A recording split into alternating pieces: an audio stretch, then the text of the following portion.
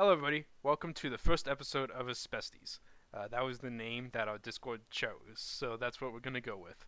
My name is Weston Covey. I own Covey Surplus in Nevada, Missouri. Today we have Butch, who is our co-host. Saluc Militaria should show up hopefully at some time. And today's our very first guest is Americana Pipedream. So go ahead and introduce yourself, guys. Awesome.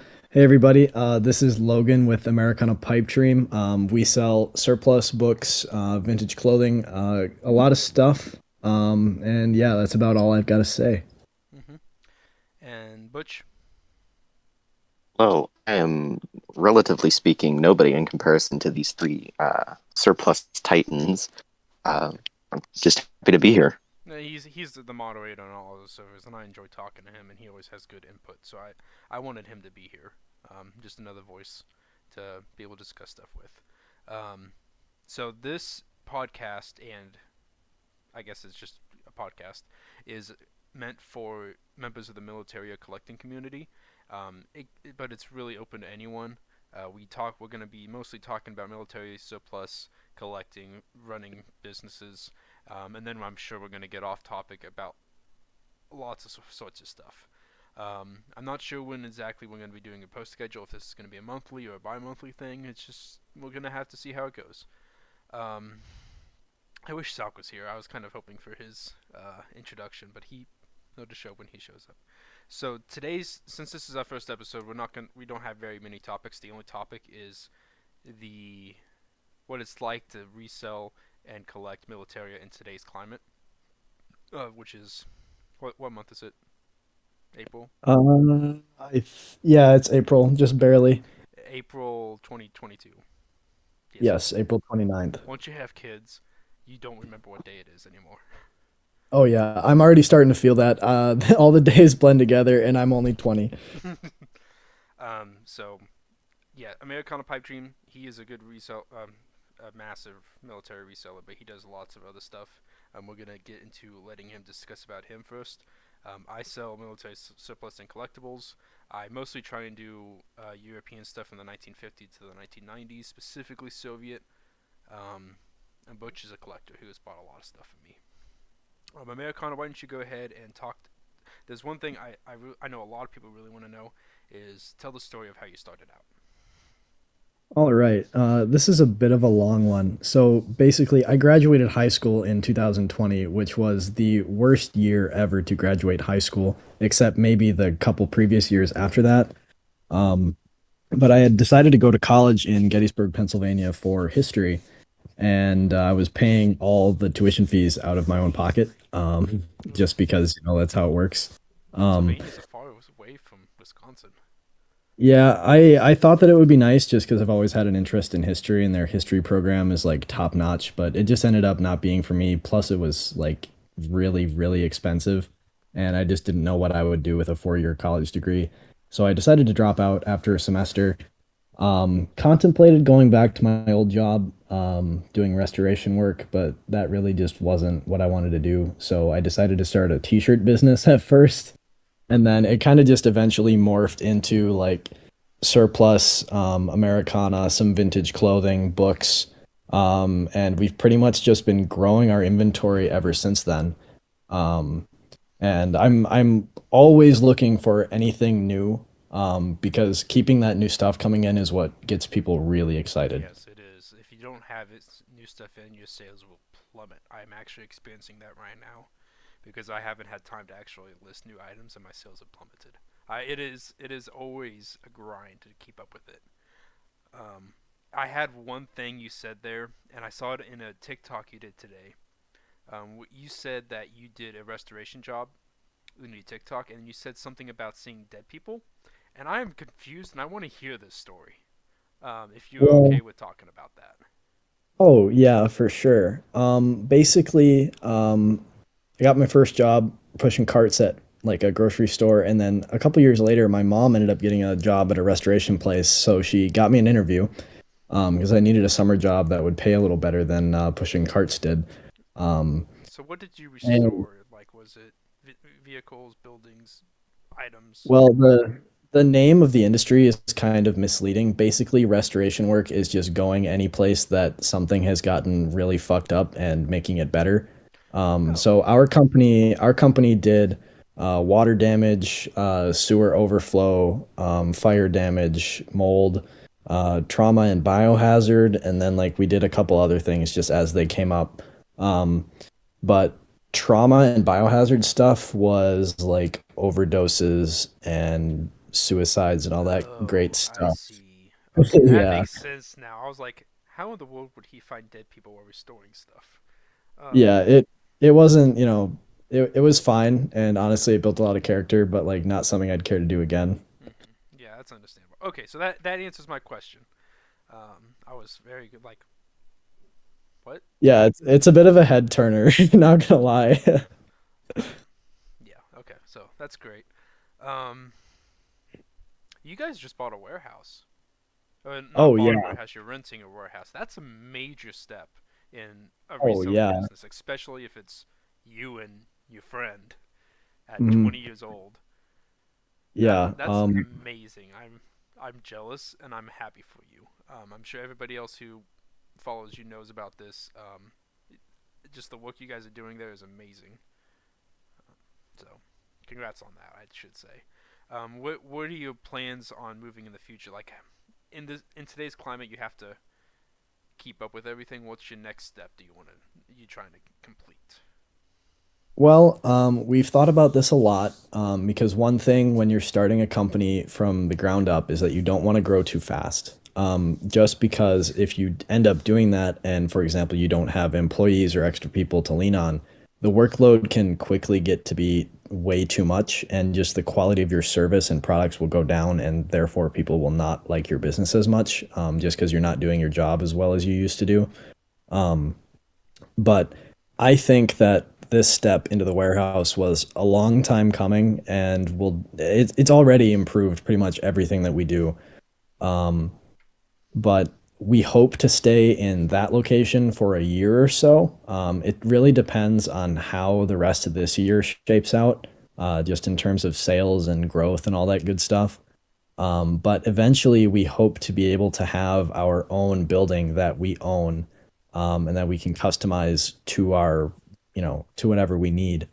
But that's a while away, and especially with the commercial real estate market as it is being so competitive and everything being so expensive to build or buy, um, I think that this is just a good stopgap Mm-hmm. for, between this stage and the stage where we can actually afford to purchase a property and build something. Yes, I think obviously take see how it goes within a year. That's a great step forward. I love seeing this new photo booth that you guys set up. All the stuff that's been coming out recently. Um, and I'm glad to see that you're taking a vacation right now, even though I'm probably cutting into it today. It's a lot. I'm actually getting ready to go full time here in about 2 months myself, and I know exactly what it's like, and I'm kind of trying to follow in your footsteps a little ways. So it's really great to see how well you guys are doing. Oh Um, yeah, and that's a huge step, man. I'm really happy to hear that because once you get into it full time, it's just gonna be, you're gonna be grooving. Because this week has been probably the only week I've spent away from the business for maybe 8 months. And it feels really weird. Like I feel like I should be back there doing stuff just because that's what I do every day, day in, day out. mhm. And it's great to have a relaxation time. But like once you get into it and once you start doing what you love full time, it's gonna be nonstop and you're gonna really enjoy being there. That's the one thing I've been trying to figure out is how I would go about my day-to-day life. And recently, I've been taking about 1 day off a week when I can, and I just spend it all day.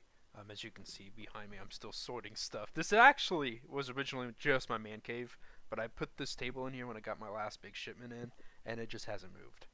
So don't mind the mess behind me. Um, but yeah, I'll talk about what the plan is there here in a second. But first, I had another question. What was it? I can't remember. Oh, one thing I had an idea of in the podcast is after we introduce and have a little bit of talking time, I wanted to see if whoever's in the co-host, guest, talk about the newest additions in either their own collection or a newest item or an item that's about to come into the storefront. So, Butch, we're gonna do you have anything new that you bought recently or collected? I already know the answer to this, but I mean, I could go with the easy answer of what I got from you Wednesday, but part of me actually wants to talk about something that I'm planning on getting okay. my next round of paychecks because it pertains to Americana Pipeline. Oh, on So, God. so I found out about Americana Pipeline before I met even you, Covey. I saw him because I got one of those funky like suggested for you because people like Saluc also watch this, and I was like, okay. And I've been kind of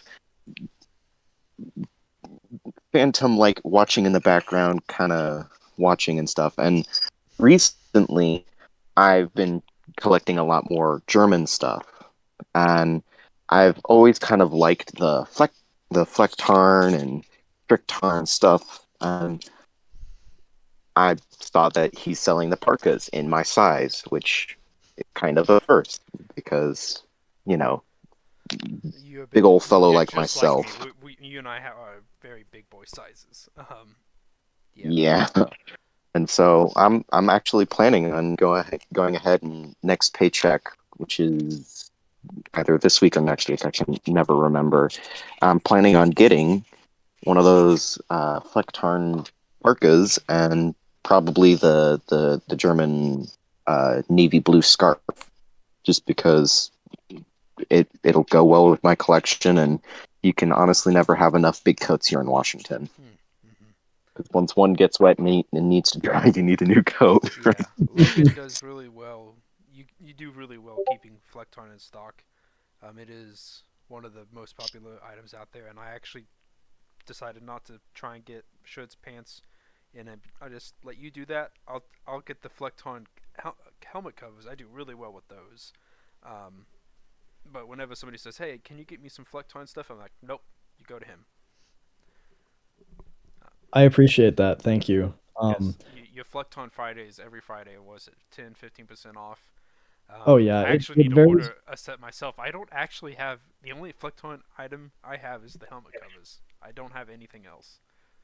Well, Um, if either of you want, I will put a discount code in the chat. oh, you don't have to. Um, no, I will No, because I want to.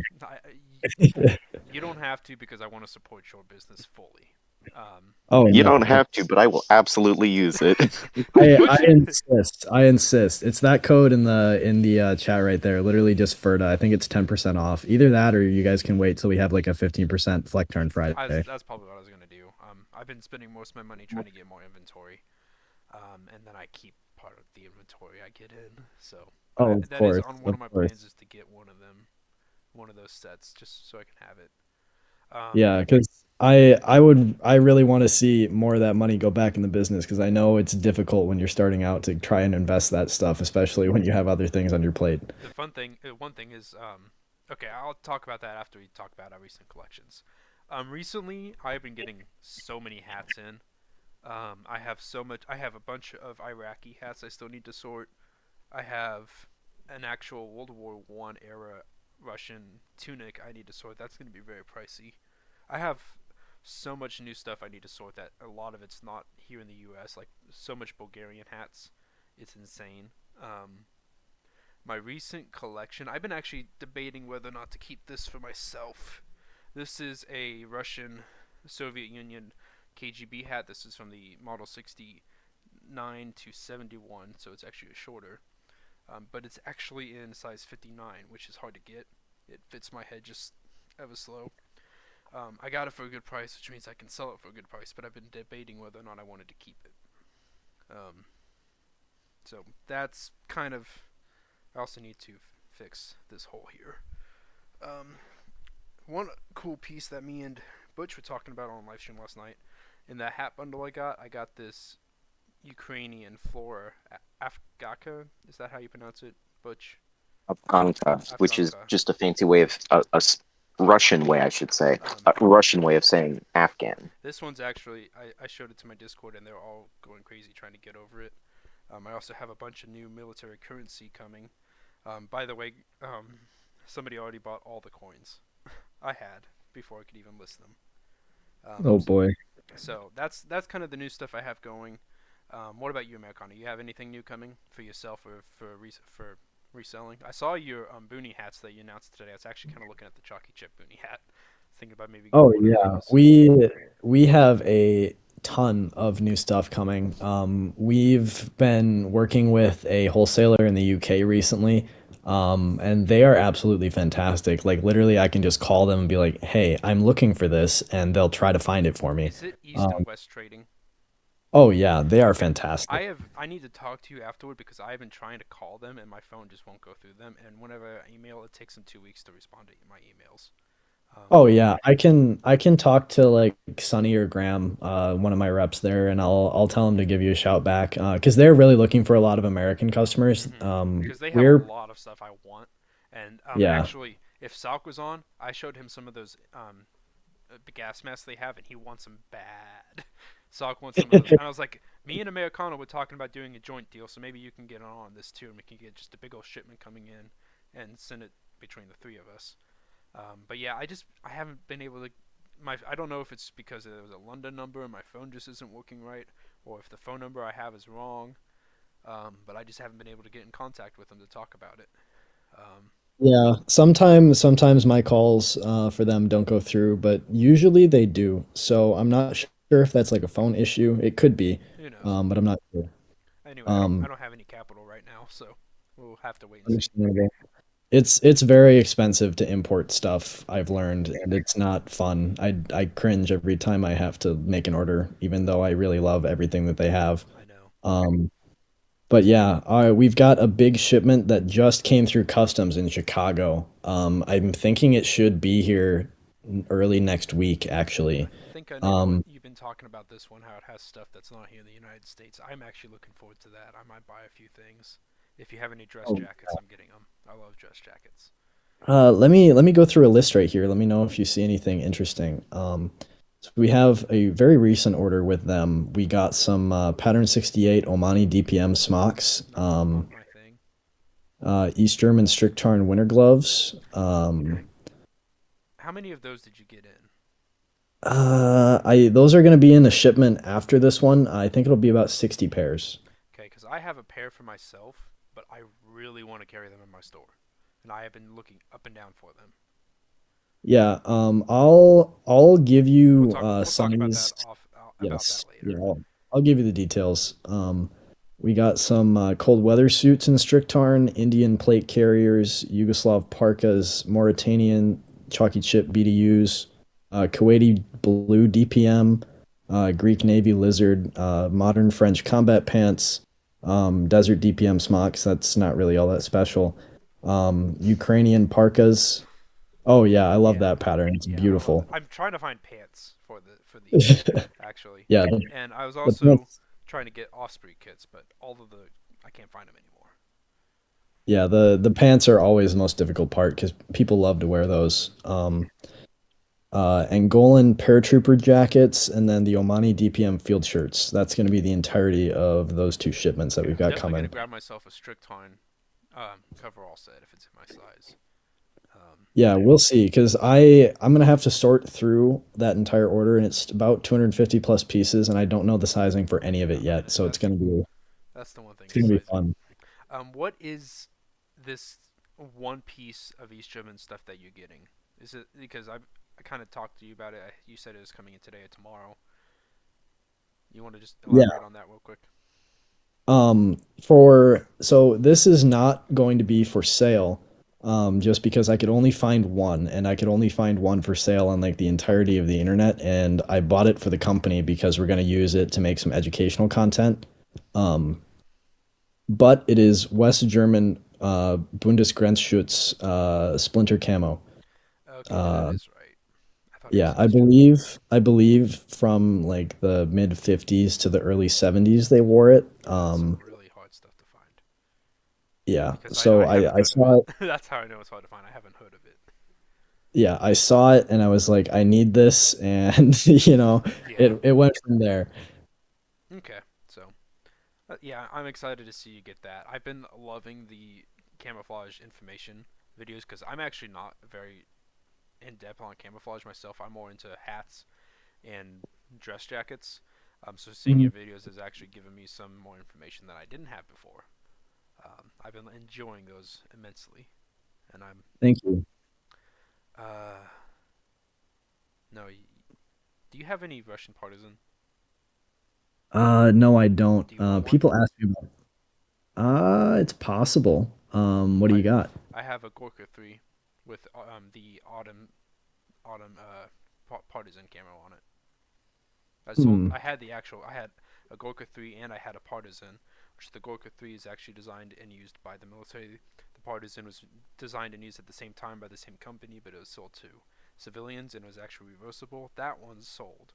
The Gorka 3 I've been sitting on for a long time, and when I originally had it priced at 145 for the whole set, that was way too much because I paid way too much because I was still learning. Nowadays, I can't find them for that price.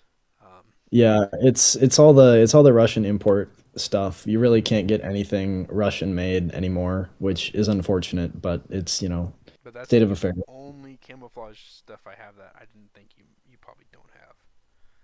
Just Yeah, I don't foresee us ever being able to get any of that stuff, unfortunately.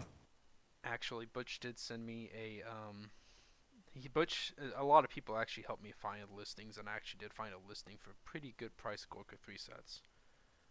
Hmm. But they still cost $130 for me. So Yeah, it's not ideal. not ideal. But I mean that's the cheapest price I could find them anywhere, and most of them sell for 160 nowadays. Anyway, I'm getting off topic. Um, so we introduced ourselves. We talked about a bit about your business. We talked about what we're getting new. Is there anything else you guys had you want to talk about before we move on to the next subject? I did notice one thing. Just going through, trying to acquire more wholesale stuff.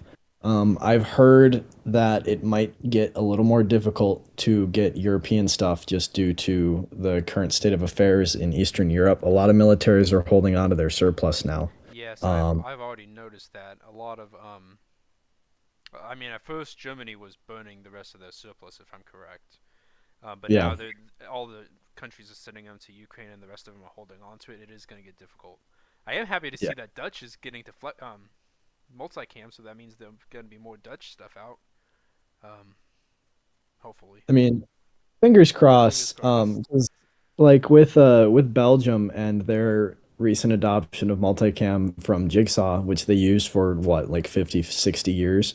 Um, I know that even that is going to be kind of difficult to get out of Belgium, which is very sad to me because right now those jackets are like $60 when they could Oh, easily be like 30. I know. It kind of it hurts my heart to see what stuff prices. East German stuff. Oh man, it has Strickton ever risen in price? Oh my Yeah, gosh, I'm trying to. I have it's really want to get some Strickton uniforms, and Sturm told me that they're getting another crate of them. And as soon as it's in, I want to buy as much of it as I can because, oh god, it's expensive. oh yeah, and honestly, unfortunately, all that stuff is just going to go up, which is very sad to say. No, I'm trying to. I was all Soviet. Now I'm starting to get into East Germany, and now I'm starting to get into West Germany. Luckily, which is a little easier. Obviously, I'm wearing this West German Air Force jacket. Yeah, it's just how state of affairs are, and it sucks because we all like the European stuff. Um, Oh yeah, they just tend to have quite a bit of drip, and woodland is great and all, but there's only so much woodland you can see before it gets a little boring. oh yeah, yeah, I'm tired of it. I have over 500 pouches of U.S. ACU that I got from a government surplus auction, and I don't know how to get rid of it. And I'm selling it cheap. Like I was selling it on eBay. I need to put it on my website. Maybe that'll help. But I was selling. If I sold all of it, it'd be pricing between $5 to $10 a piece. I'm selling all of them, no matter what type it is, $4 a piece, and I was selling them like hotcakes on eBay.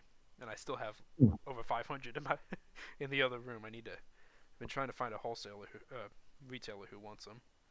Um, but yeah, the U.S. Yeah, stuff, it's too common. Um, but people keep asking me for it. yeah, I try to keep the USGI stuff that we carry to things that are, like something that you could easily see someone using on a day-to-day basis. Mm-hmm. Um, It's key. just because someone is going to be much more likely to actually want and then use and then get their money's worth out of that kind of product. Yes, the webbing, USGI webbing, and all those parts. I have people asking me every day for those, and I just don't like carrying them. Understandable. I mean, it is kind of it's not very easy to get a hold of that stuff at a decent price anymore either. Yeah.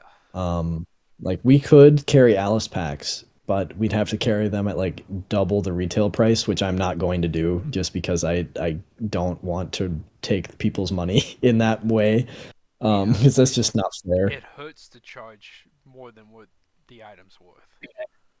Like today, I had a Yeah. guy in my Discord server, which is brand new by the way. I just started that the other day. And I had a guy said, "Why is your stuff so cheap?" And I'm like, "Dude, look at some of my prices. Some of these items, I hate asking that much money for them. I really don't think they're worth that. But that's what I got it for, and that's what I had to price it for. I'm not making any money off of those certain items, but it hurts sometimes. It definitely does, but then again, you remember, business full time, there has to be some profit coming out of it. Yeah, and if you want to be able to sell the good stuff, you're gonna have to be able to ask a little bit more for it. Like I have like 175 different hats in stock right now. A lot of them visor hats, and a lot of them the one of a kind visor hats. I'm asking quite a bit of money each on them each. But it's just because it's hard to find them. I have to go to I have to go to auctions or private sellers in order to get those. And they're collectible because they're hard to find. Like I have Ministry of Internal Affairs visor hat, and I'm asking what 60 for it. And I think that's too much. And I see other people selling that same hat for $150. um, it's just Oh crazy. yeah.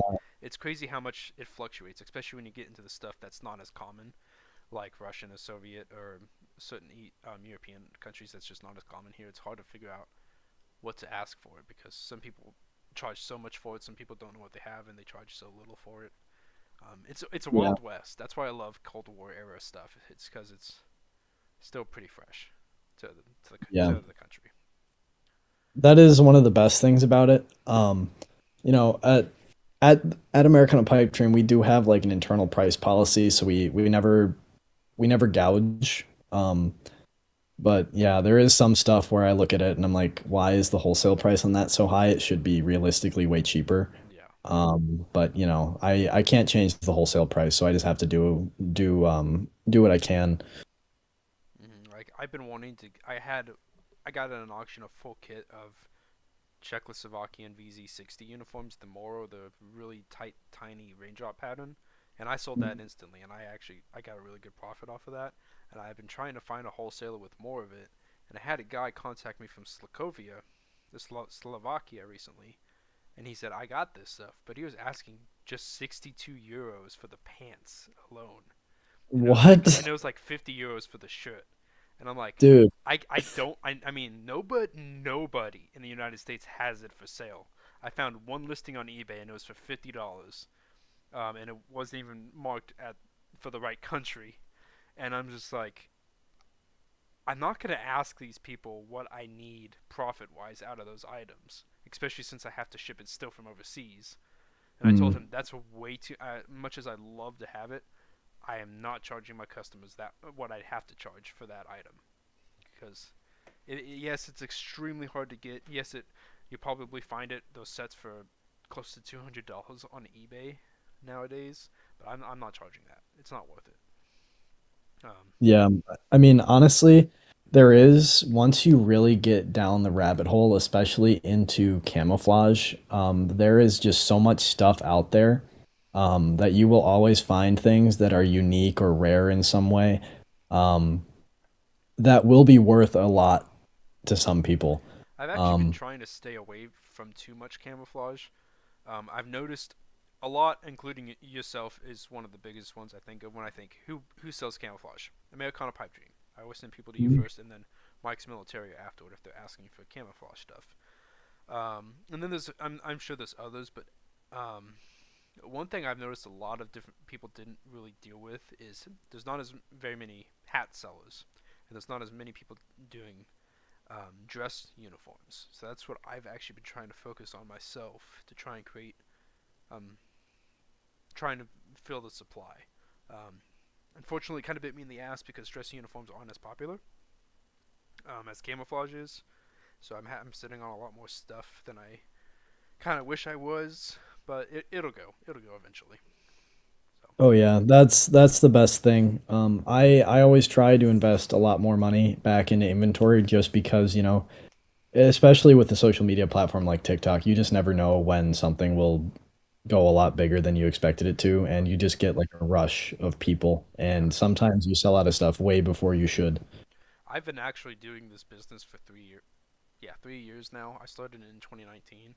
Um, 6 months, 5 to 6 months ago, I was having 3 orders a month. Mm. 4 months ago, I was having about 10 orders a month. Last 2 months have been 50 or more orders a month. It's like that. The progression in the last 9 months has been so crazy compared to the last 3 years I've been doing this. Of course, yes, it was because I wasn't putting as much effort into it because I was focusing more on getting married, having kids, getting a house, getting settled, yada yada yada. And now that's all settled. I am putting more work into it. Um, that's why I think I'm gonna go full time in 2 months. Um, it's crazy. I wish Saluc Oh was here yeah. because I'd love to hear his side of how his business is expanding. Because compared to you and Saluc, I am a tiny little guy. Between my following, between how many sales I'm getting, I'm really not that big. Excuse me. Um, but I still love talking to you guys. I talk to you guys almost every day between the two of you. Oh yeah. Absolutely. I mean, there's nothing wrong with starting small. I mean, I think the first month that we were in business, we did probably about what we can do in like a day now. So it's pretty insane how things grow, especially when you put a lot of work and effort and time into it. Like once you go full time, I'm really excited to see how this goes Yeah, because I think there's honestly nowhere that you can go but up. Um, the Simply because of the potential not only of like TikTok marketing, but just the entire market right now for military surplus is just good. it is very good. The supply is going to be the problem. The Oh, demand's not going to really be the issue. I'm actually let me go ahead and tell you what's going to happen within the next 2 months for us. So what's been happening is I've been working full time on my family's business, which has been in business for 31 years. I install, repair, and replace garage doors and openers. I've been doing it since I was 5 years old. Um, just like my father. No, I guess he didn't do it when he was 5 years old. He did it when he was young. Anyway, it opened in '91. I've been doing it my entire life. I'm tired of it. I've never enjoyed doing it. I'm really damn good at it though. I can fix a broken spring in about 15 minutes if everything goes right, and I can install a brand new opener in about 20. I think my fastest time was 18 minutes. I was able to take out an opener and install a new one, get everything set up, and drive out. I'm in 18 minutes. But and the area we cover actually about an hour and a half in every single direction. We do all the doors in that area. So our business has been extremely good. For that, we actually just hired our first employee that wasn't family. But I don't want to do it. I hate going. I mean, I love going out and doing the jobs, but it's not my passion. So I've been doing this on the side. Covey Surplus originally started as a gunsmithing company, but then I never got an FFL, so I just started reselling the parts I was getting. And then I Mhm. realized, wow, I can sell military stuff really good because my sales experience is from Sears and knowing how to talk to people from Covey overhead doors. And I just started doing that. Then I got married, got kids, got busy with that. That all settled down. My wife, who is a fucking she's amazing. She's a really hard worker. If she did what I was doing and was motivated for it, she'd be bigger than all of us. I'm sure of it. She's one of the most motivative and active people I've ever known. And she's like, you know what? I'm tired of working at Walmart. I'm gonna go work at this big manufacturing company here in our city. I'm like, you sure you want to do that? I'm like, she's like, yeah, because I can actually move up over time there. Where I'm at now, I'm gonna be doing the same thing for the rest of my life if I do it here. And she went there, and she's like, babe, I'm getting paid twice more than what the both of us made before combined. So why don't you go ahead and go do your thing, and I'll support us, and we can do it together. And you just do whatever. And I've been fighting her for like the last year, saying, I don't want this all to be on you. But then she recently got the raise, and I'm just like, and she's trying to push me out the door. Go do your surplus. Go do your surplus. I see how much you're selling. I didn't think it was going to do anything at first, and then I hear your phone ka-chinging, ka-chinging, ka-chinging all the time. So go spend more time in it, and you'll do better. So what's going to happen is in 2 months, I actually set June 25th is my deadline. Um, I'm gonna there's a downstairs office in the shop where the Covey overhead door business is. That's gonna be my storefront. I was trying to find a place where I could rent out a storefront, but I can't afford it. So I'm gonna actually take that with free rent. I just pay for internet. I'm gonna be there full time. I'm gonna be learning how my dad does the paperwork and run the business from his office, so I can do that. My coworker is going to be the one going out and doing jobs. I will probably go help him sometimes. But most of the time, I'm going to be down there ordering stuff, packing stuff up, doing videos, writing my books I've been writing about Militaria, doing my YouTube videos, and all that. That's my plan. I also want to. I've also been getting into military and collectible currency, like Nazi coins, and I'm going to be doing that on the side. Hopefully, maybe some gold and silver. And I also want to get into military model kits, specifically tanks, because I'm an armored guy. I like armored stuff. And then probably airsoft, because I already have a license for an airsoft or area I run here in Nevada. So that's the plan. June 25th is my deadline. I want to be doing this full time then. And then I'm probably still gonna run Covey overhead doors when my father retires. But I think once I have the time to be able to put more of my day into it, it'll come back. So Hell yeah. That's what I like to hear. Family resources are definitely so fantastic. I've never thought I'm not gonna have a job. Um, and recently I'm like, there's a good chance that this business might fall apart in the next couple of years. So let's go ahead and get started on my own thing finally. Oh, and I'll Oh, probably actually do an FFL as well, and probably sell firearms because that's what I truly love is firearms. Which actually you can't see it, but I have a whole cabinet of firearms over there. there you go. Good stuff. But that's a lot more rules. No, so Surplus does not have that many rules. Oh yeah, I'd love to have an FFL, but unfortunately the ATF doesn't grant FFLs to under 21. Oh yeah, I think it's freaking crazy how big you guys are, and you're 3 years younger than I am. Like I was a senior when you were a freshman in high school. Oh really? Yeah, because I'm only That's so 23 and you're funny. 20. And I'm That's so thinking funny. they're doing like I'm looking at how many sales, how much inventory you're moving. I'm like, they have to be having this amount of money a year, and that's not even coming close to what I'm doing working full time for my father. Of course, I know Yeah.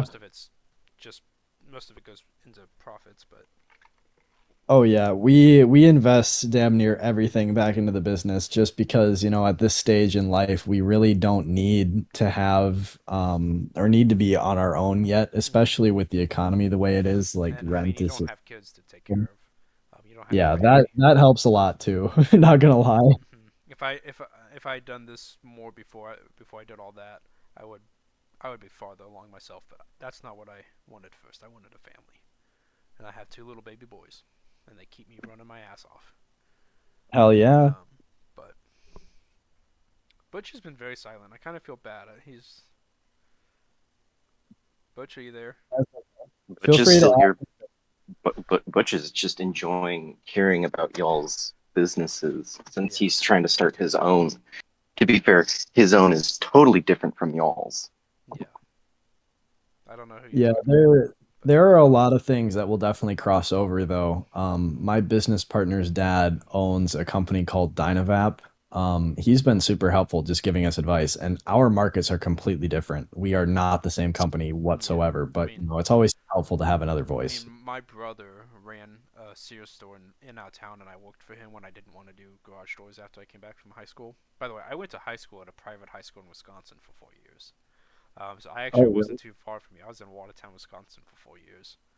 Yeah, that's not too I far. see. That's an hour and a half from Appleton. Yeah, I had a lot of friends from Appleton. I've never been there actually. I've never been up any north than Germantown. And It's a nice city, but you might be a little underwhelmed. hmm, no. But I am going up there for a wedding this year. Later this in actually October 1st is the wedding, and I'm gonna see if I can make my way up to your storefront and give you guys some shit.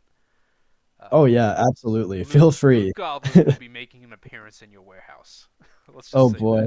that. Um, I can't wait. We're once we have that loft built with all the podcast stuff in there, we're gonna try to build like a camo wall. So basically, we're gonna have like one piece of every camouflage we've ever carried that'd be on that wall. really cool. Yeah, because I'm the biggest thing going forward with our company is definitely going to be the availability of different camos. Like we want to be able to have something from like every continent at least. Hmm. I feel like I But saw we'll some South African camouflage recently. Where was it? I can't remember. yeah, there were a couple people on Instagram, just private collectors posting some really cool South African stuff lately. Hmm. I mean, Oh, if you wanna, I was gonna do a trade with Red Raven Militaria, and he was offering a South African tunic, and that was camouflage. So that's what it was. Never mind. Sorry, just kind of thinking off in my head.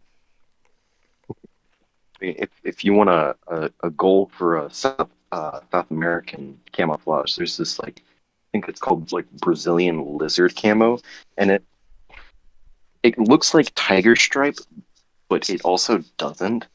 It's a weird camouflage, but I saw it on Drakenifil's Discord server, and I like literally talked to someone for like an hour because we were both trying to find some place that sold it in Brazil, so I could be like, "Hey, do y'all ship?"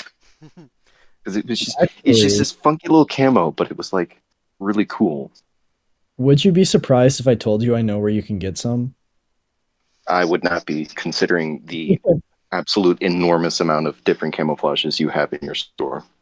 Hmm. I would actually recommend checking out the retail front of our wholesaler East West. I think they have some right now. Actually, yeah, they might. They're a company based in the UK, but They shipping have a should be lot better. of connections internationally. Their shipping should be better than Brazil. Yeah, and their prices are very fair. Um, this is one of the Iraqi hats I got in a bundle. I actually don't know what camo pattern this is. What is technically? It's a digital. It like some Looks kind like of stuff, the navy one, just but it has different some. shades It of also blue and has some gray. red on there. Well, I'm colorblind, so I don't know why I'm telling you the colors. Um, but yeah, Hmm. this is. I actually don't know what to call this Yeah, camouflage color when I list it. that looks like a police cap of some kind. In the Middle East, for some reason, It might be. they really like to dress their police in like blue digital or blue DPM. Actually, that might be the case. That does seem. I've seen. I think Avastar on TikTok. Not TikTok. Instagram. Excuse my dyslexia. I think he's shown a lot of the same blue ditch. I'll check him out and see if he can help me. I don't know why I've been getting into hats so much. They don't even sell very well. Like here's another. The Iraqi stuff. I'm not a big fan of it, but it sells really well. Like I don't know how well this is gonna sell. This is the tiniest beret I've ever gotten. This is a size 54. Um, red beret. I'm That gonna. must have been made for a child. Yeah, and the other one I have is a 56. It's still tiny. I think the Oh, tiniest hat I've seen was a size 53, and it was one of our Discord followers showed off a East German cappy hat, and it was a size 53. It was like eight. interesting. Uh, that Yeah, that was me. That was you? Okay, well something's going on. Oh, you're showing off your video. You just like Size 53. okay, it was you. Interesting. Uh, That's super tiny. that is stupid tiny. Oh yeah, and an update on that Brazilian lizard. You can actually get three different kinds of Brazilian camo from East West. They have Air Force Brazilian, and then a Brazilian field shirt, and then they have another pattern of Brazilian lizard that's like more vibrant. Hmm. And the company's called what? East West Trading. I'll just put a link to it in the chat. Yeah, okay, yeah. I just saw Saluc's message. So Yeah, I'm hopefully, I'm sure we'll still be here. It's only 10:30. yeah. I got honestly. I said let's start at 10:30 because sometimes I'll put my son down for a nap and then he'll wake up and I'll have to give him a bottle and take care of him for a little bit. But he passed the fuck out at 8 o'clock. I kept him up all evening, so he didn't have any nap, and he had a bottle right before he went to bed and a fresh diaper, so he should be good for a while. I'll check him probably at God midnight. bless. Um, He sounds like a content kid. by the way, my name's Weston. My oldest son is 1.5 years old. His name's Winston, and my youngest son is almost 6 months old. His name's William. There you go. Um, The three W's. and actually, I wanted Winston as my son's name for my entire life because I loved my name, Weston. It's not a very common name, but it's not very weird. I mean, I met 4 other Westons in my life, and I actually cracked one of their heads open. But that's a story for another day. Um, and I was like, Winston's a little more common, but it's still special. Nobody really uses it anymore, and I always wanted it. And then my wife wanted her daughter to be named Winnie, and we just ended up not having a daughter. And then we had a boy, and she's like, why don't we name him after my grandpa, William? So it just kind of wasn't planned, it just happened. But I'm done. I'm done having kids, hopefully. Fingers crossed. Yeah, we'll see. I need to go to the doctors. I've been putting it off for too long. Um, Yeah, I don't know. I think my parents are happy with the four that they had because the last two were twins, and that did not turn out well. twins are not fun. Oof. I should rephrase that. It did turn out well. The kids are fine. It's just that the hormones from having twins gave my mom migraines forever. When we went for our second ultrasound, the first one, she flipped the camera when she was looking at the baby, and I thought she moved the camera, and then we just saw a second baby, and I'm like, I was like losing my shit, and she's like, "What's wrong?" I'm like, "Is that not 2 babies?" She's like, "No, I just slipped this." Like, oh, thank God, because Yeah, twins sound like too much. yeah, I can't. If I had a saying, if I can't hold both my children at the same time, there's too many children. So I wanted two. I wanted 2 of them. But Two is a good number. if another one pops out, oh well, that'll be fine. Oh, no, Berlin. Yeah, It's family's been great. Let's see. I'm trying to think.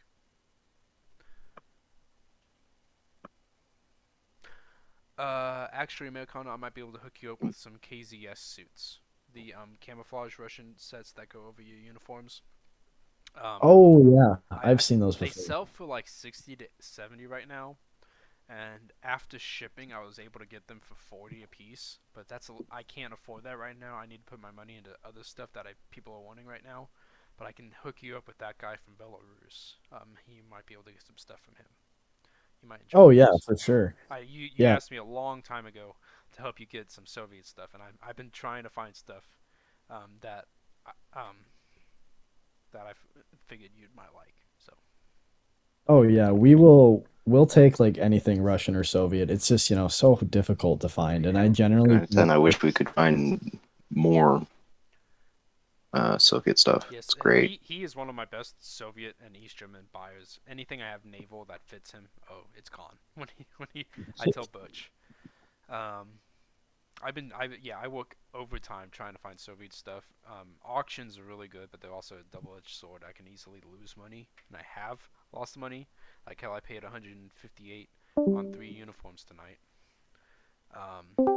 And it's gonna be cutting it close on profits. But luckily, the Soviet stuff's gone up in price. So yeah.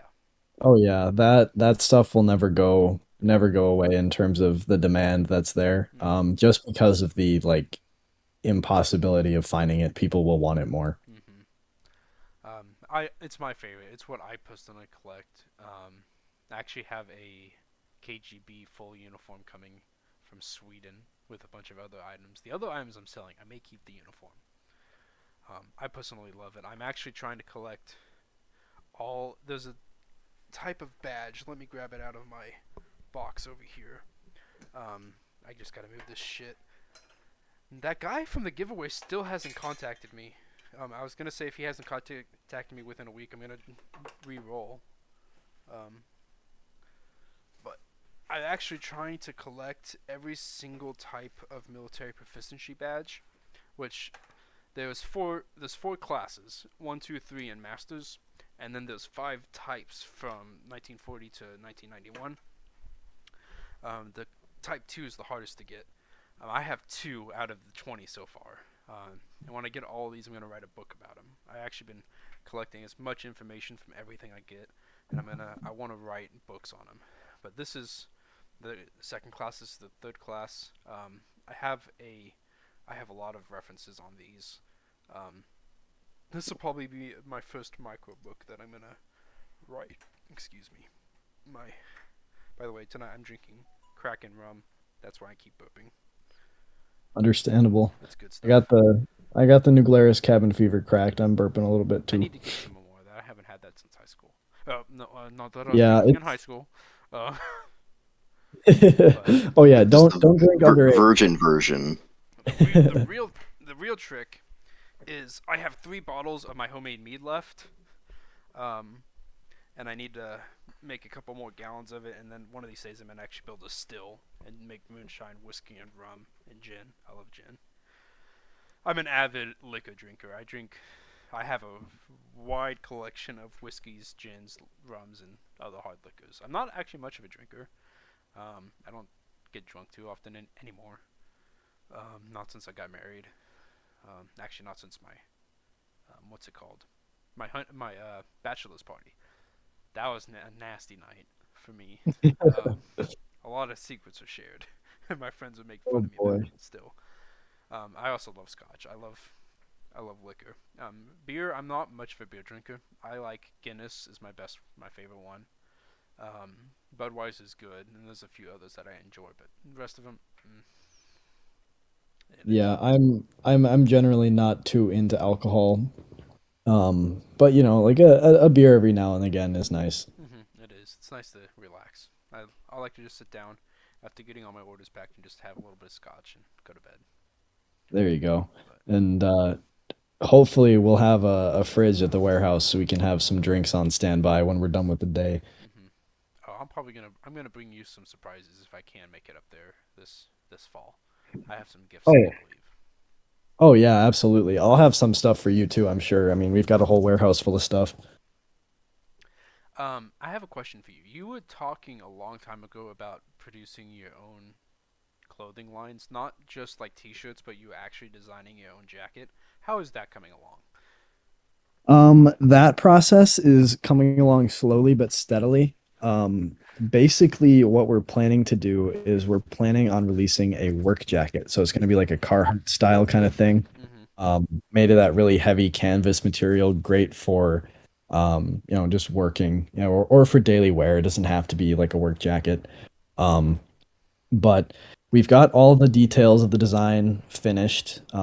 Basically, we're just working with a design firm at the moment on getting a sizing chart finished and then having samples made so we can make sure the sizing is all good on that stuff, which will be another couple months yet. I don't foresee that jacket coming out.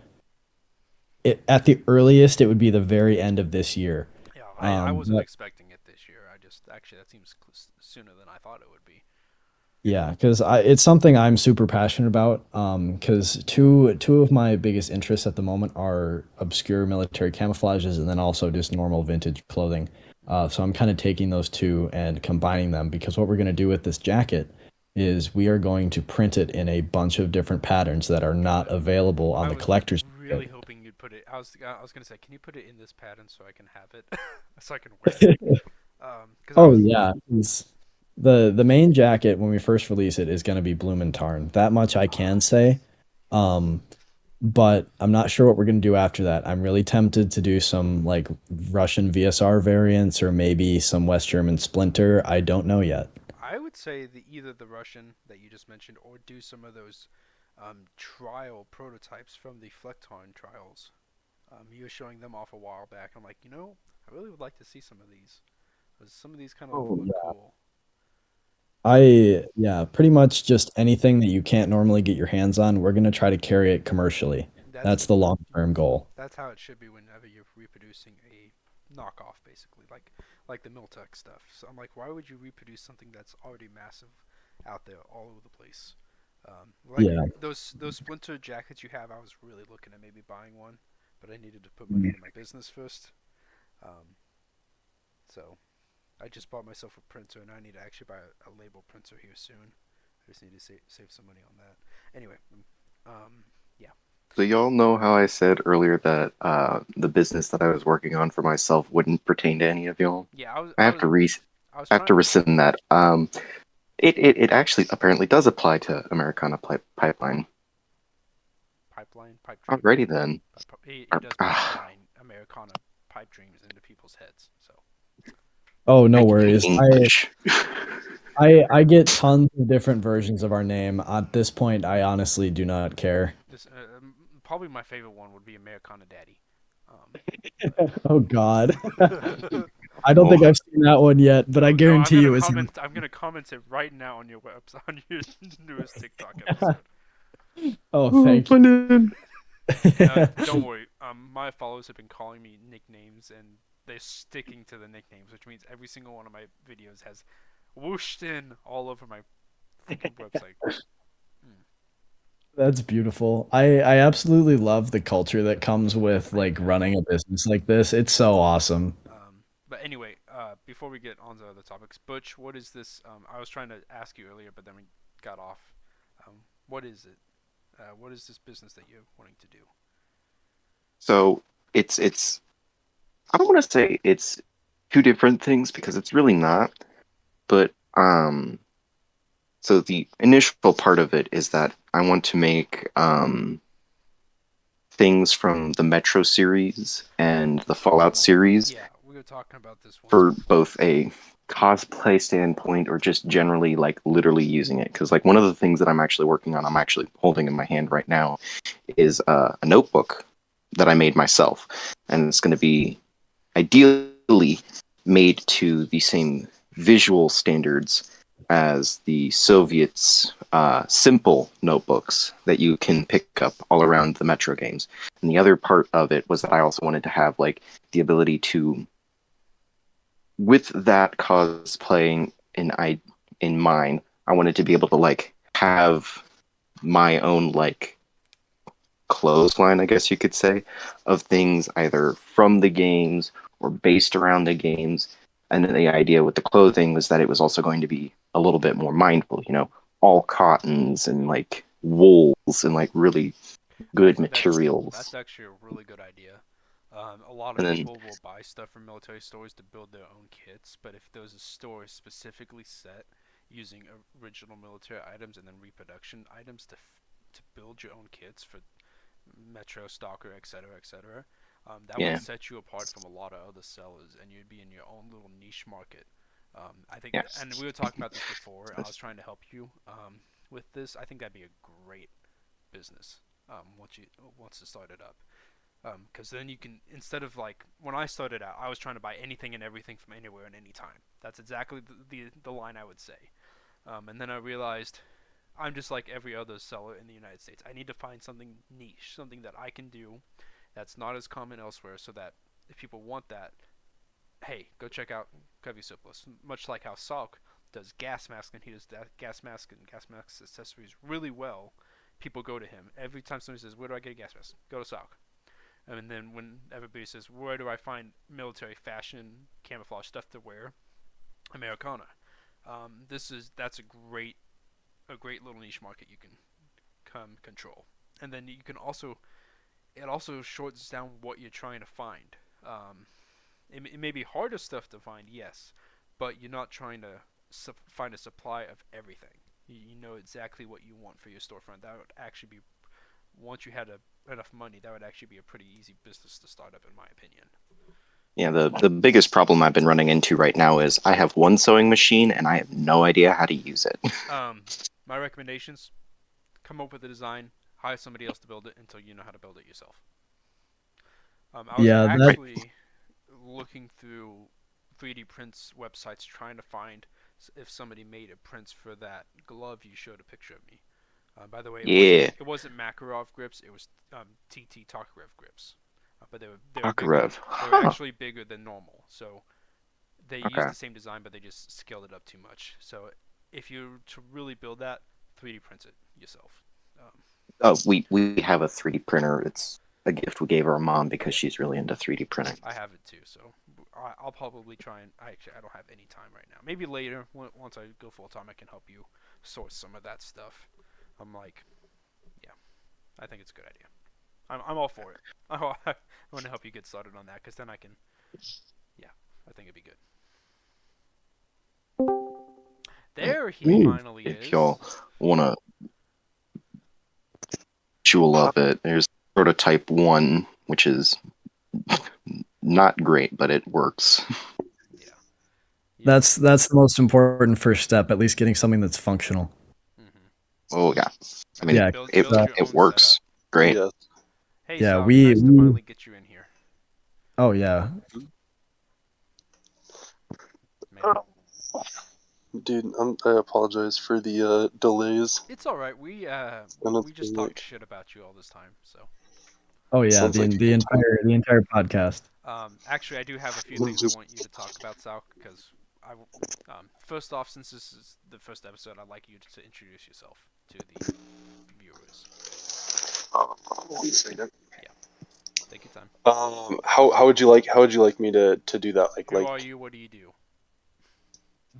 All right. So I'm known as Saluc Militaria. I specialize in like PPE. I like military surplus, but I'm to be honest, looking at what my store is becoming now, it's military and industrial surplus. You've gotten a lot of industrial stuff recently. I've been seeing. A lot of a lot of I mean I've got those You've been getting how would you scuba setups recently. yeah I've got the scuba setups. I mean it's been I don't know, industrial surplus gets super expensive, but it's really cool. So It's also a niche market. But yeah, it is a very niche market, but if anybody knows who Americana Pipedream is or who I am, you know who Saluc Military is. By the way, I pronounce it Saluc. Don't fight me. I'm calling it that's that. totally fine. That's Um, totally fine. Everybody calls it whatever. yeah. So I get that. yeah. Yeah, so One thing is, what was one item that you got recently, either for your own collection or for your storefront, that you'd like to talk about? Something new. That's the first thing we started off with. mm, how new? Well, I mean, like, this is the first episode. You can go back as far as you want. All right. I'm just gonna talk about like the PC50 things because I actually sold one of these. So my most recent, or not my most recent thing, but one of my more recent additions is the US, or I guess it's not specifically US, but the PC50. It's similar to the US M50, but it doesn't have that bad. It's not a bad system, but it doesn't have that proprietary filter system. You can use your 40 millimeter NATO filters on it. Yeah, I think I remember you showing a picture of that. Um, Sadly, it doesn't have any drinking systems. Specifically, this mask I would think would be good for like cosplay purposes. I mean, other than like actual prepping purposes. You see a lot of people using C50s for like mute cosplays. This one, the exhale valve cover pushes down kind of. So when you exhale, the air goes down, and on the C50, it just goes out. So when you exhale with that mute duct tape on the C50, it like restricts your airflow. On this, it doesn't. Um, yeah, no drinking system on these PC50s, sadly, but I do have spectacle kits for those that wear glasses, Yeah, I wear glasses. which I is pretty cool, to be honest. The cool thing is I'm nearsighted, so. So I mean, yeah. But I have the gas mask that I showed you pictures of. When that comes in, I think your millennial spectacle kits might fit that. I might get them. I've noticed a lot recently. You've been getting a lot more expensive type of stuff, industrial and military gas masks. I have. Have you noticed the drop in sales? How's your sale? How's it been? Doing your business recently. To be honest, my sales are very dependent on my posting schedule. If I do not feel like posting, like I haven't been this week, I don't get any sales. The days that I don't post, I might get one sale. And then days like today, I think I've gotten like 3, 4. Just from my couple posting. Usually I average a little more. I usually average like 5 or 6 a day. But especially since I've just been so cramped. I mean, I do all the airsoft stuff. That's really what the airsoft and the tinting is really what makes me cramped, makes my order time slow. I think that's the one niche that you've gotten really well is the lenses that you build for your things. I think that is also, as you said in your video recently, that's also bottlenecking your time and your money. Exactly. Well, and it's I'm having people complain. They're like, "Hey, my order's not out yet." I'm like, "Hey, dude, your lenses take me like half an hour to make sometimes, and I don't have a half an hour to kill when I have 50 other orders that take me a half an hour. You know, like that's and it's mostly installation or it's not mostly installation. It's mostly making them, but installation cuts out like a good quarter of the time, probably, especially with PMKs. That's why I recommended in the comments. Maybe you should have that as an add-on. People can pay extra for. I was thinking about that too. I think that'd be a great. I think that'd be a great option. I think it'd be the easiest option to start with and see if that helps.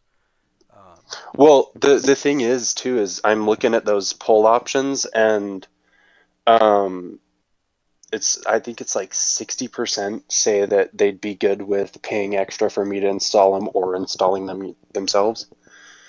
And then like the 40%, and then there's like 5 or 6 people in the comments that were like, "Hey, I accidentally clicked the wrong one. I meant to click pay for the lens installation or something like that." Honestly, you're the only person who puts. First off, you're the only person I found that makes lenses, and you're the only person who will install them. That is. It's a service. It's not a retail. It's actually you're servicing something, much like if you were to work on garage doors, for instance.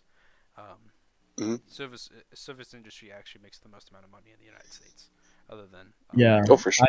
I would definitely not be shy about charging for that service, especially given that it does take your time. And at the end of the day, when you're a business owner, your time is indeed money. Well, and yeah, exactly. I mean, I work.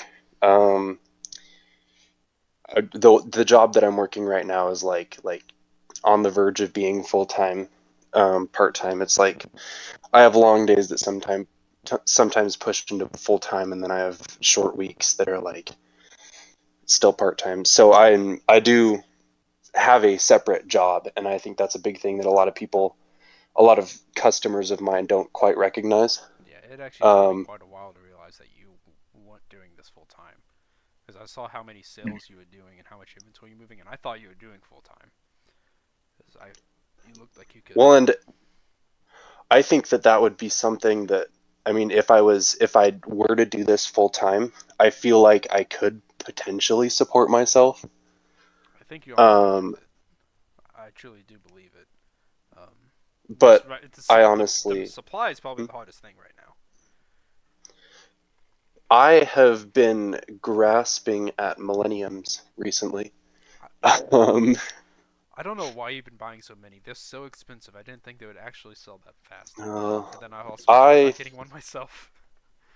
So I pre-ordered. I contacted somebody about buying. I think it was 27 millenniums, and then I added them to my store to help pay for that shipment because that was like a $2,000 shipment. Those are like $200, $300 masks. Like they're in, I have a industrial surplus store that I go to. Um, Little secret here, that's where I get my 3M masks and stuff. When I find them, I buy them from this industrial surplus store. But it's basically like one of those stores where like a pallet of something gets damaged and then there's like hundreds of it that are okay, but they can't use that pallet or whatever, like lost mail, all that crap. So I went there recently. You might have seen me ranting in I saw it. general chat for my server about it. Ranting about how the Millenniums were like $270, and those Millennium kits were just the clamshell case, which I don't sell. You can't really find the clamshells. Yeah, And then I saw it was just the clamshell and an outsert, like for $270. I mean, it's ridiculous. It made me feel a lot better about my prices. Yeah, I'm jealous of that store. I'd like to go there one day, but I'm never gonna make it to Utah for quite a while. I know that for sure. It's fun. If you ever do, it's worth it. There's all sorts of weird stuff. By the way, we were talking earlier about the East-West Trading Company, which Americana is getting stuff from. I'm probably going to be jumping in with him to get some stuff. Those masks that I sent you today, that's where we're getting them from. So. Oh, cool. Yeah, that's the MP4s. Yeah, the last ones I sent you, I can't remember what they were. They sold out immediately, but this one they actually have a lot in stock. So every time I find gas masks for sale from wholesale, I send it to you anytime I can. I appreciate it. Mm-hmm. And I actually really, I had a guy who I think you've bought stuff from before. He's from Slovakia, and he said he has every single type of Czechoslovakian mask. And I don't know if you're in contact with him already, but if not, I might be. I don't remember his name. It's like Casala or something like that. Yeah, Samuel Casala. Okay, so you have talked to him before. Yeah, I bought OM90s from him. Okay, a lot of the regular military stuff that he has, oh my god, is expensive. Yeah. Almost nothing he has is worth it for me right now.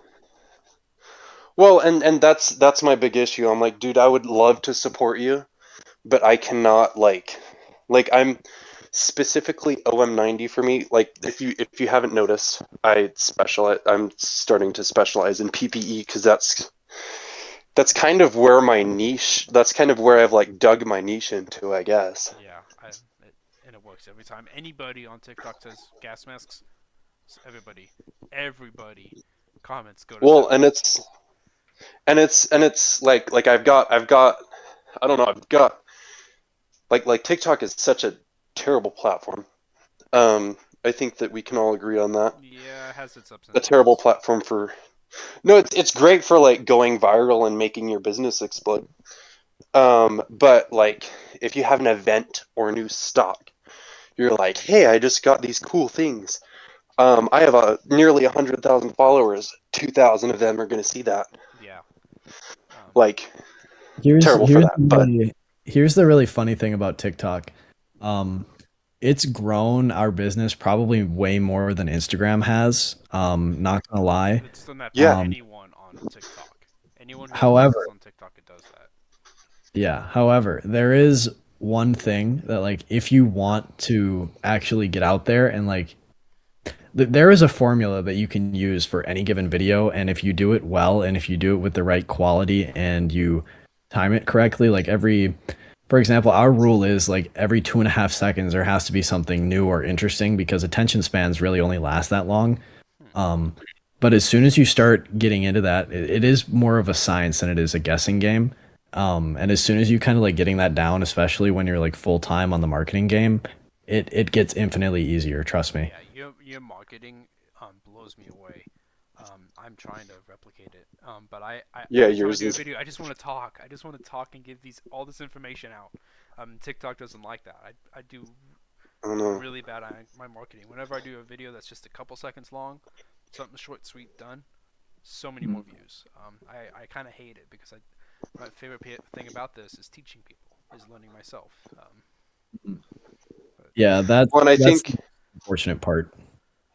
Yeah, I think because I've seen that too. That's actually why I started on TikTok, is because it's a platform where you can get really big really fast and really easily. It's just not good as like an informational It platform. doesn't have the sustainment that we want for a long No. run.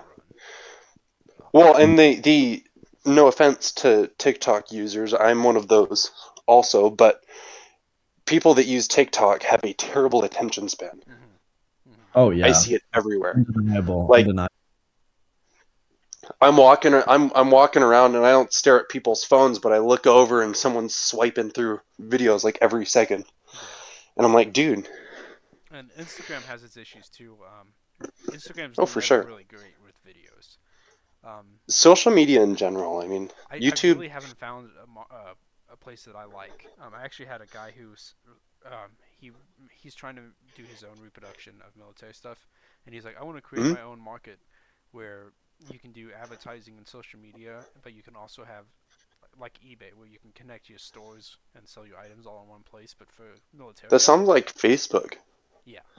This guy then he was starting to talk about how much money he'll make from it, and I was like, that's not what you're going for here. You're trying to make a place that's great.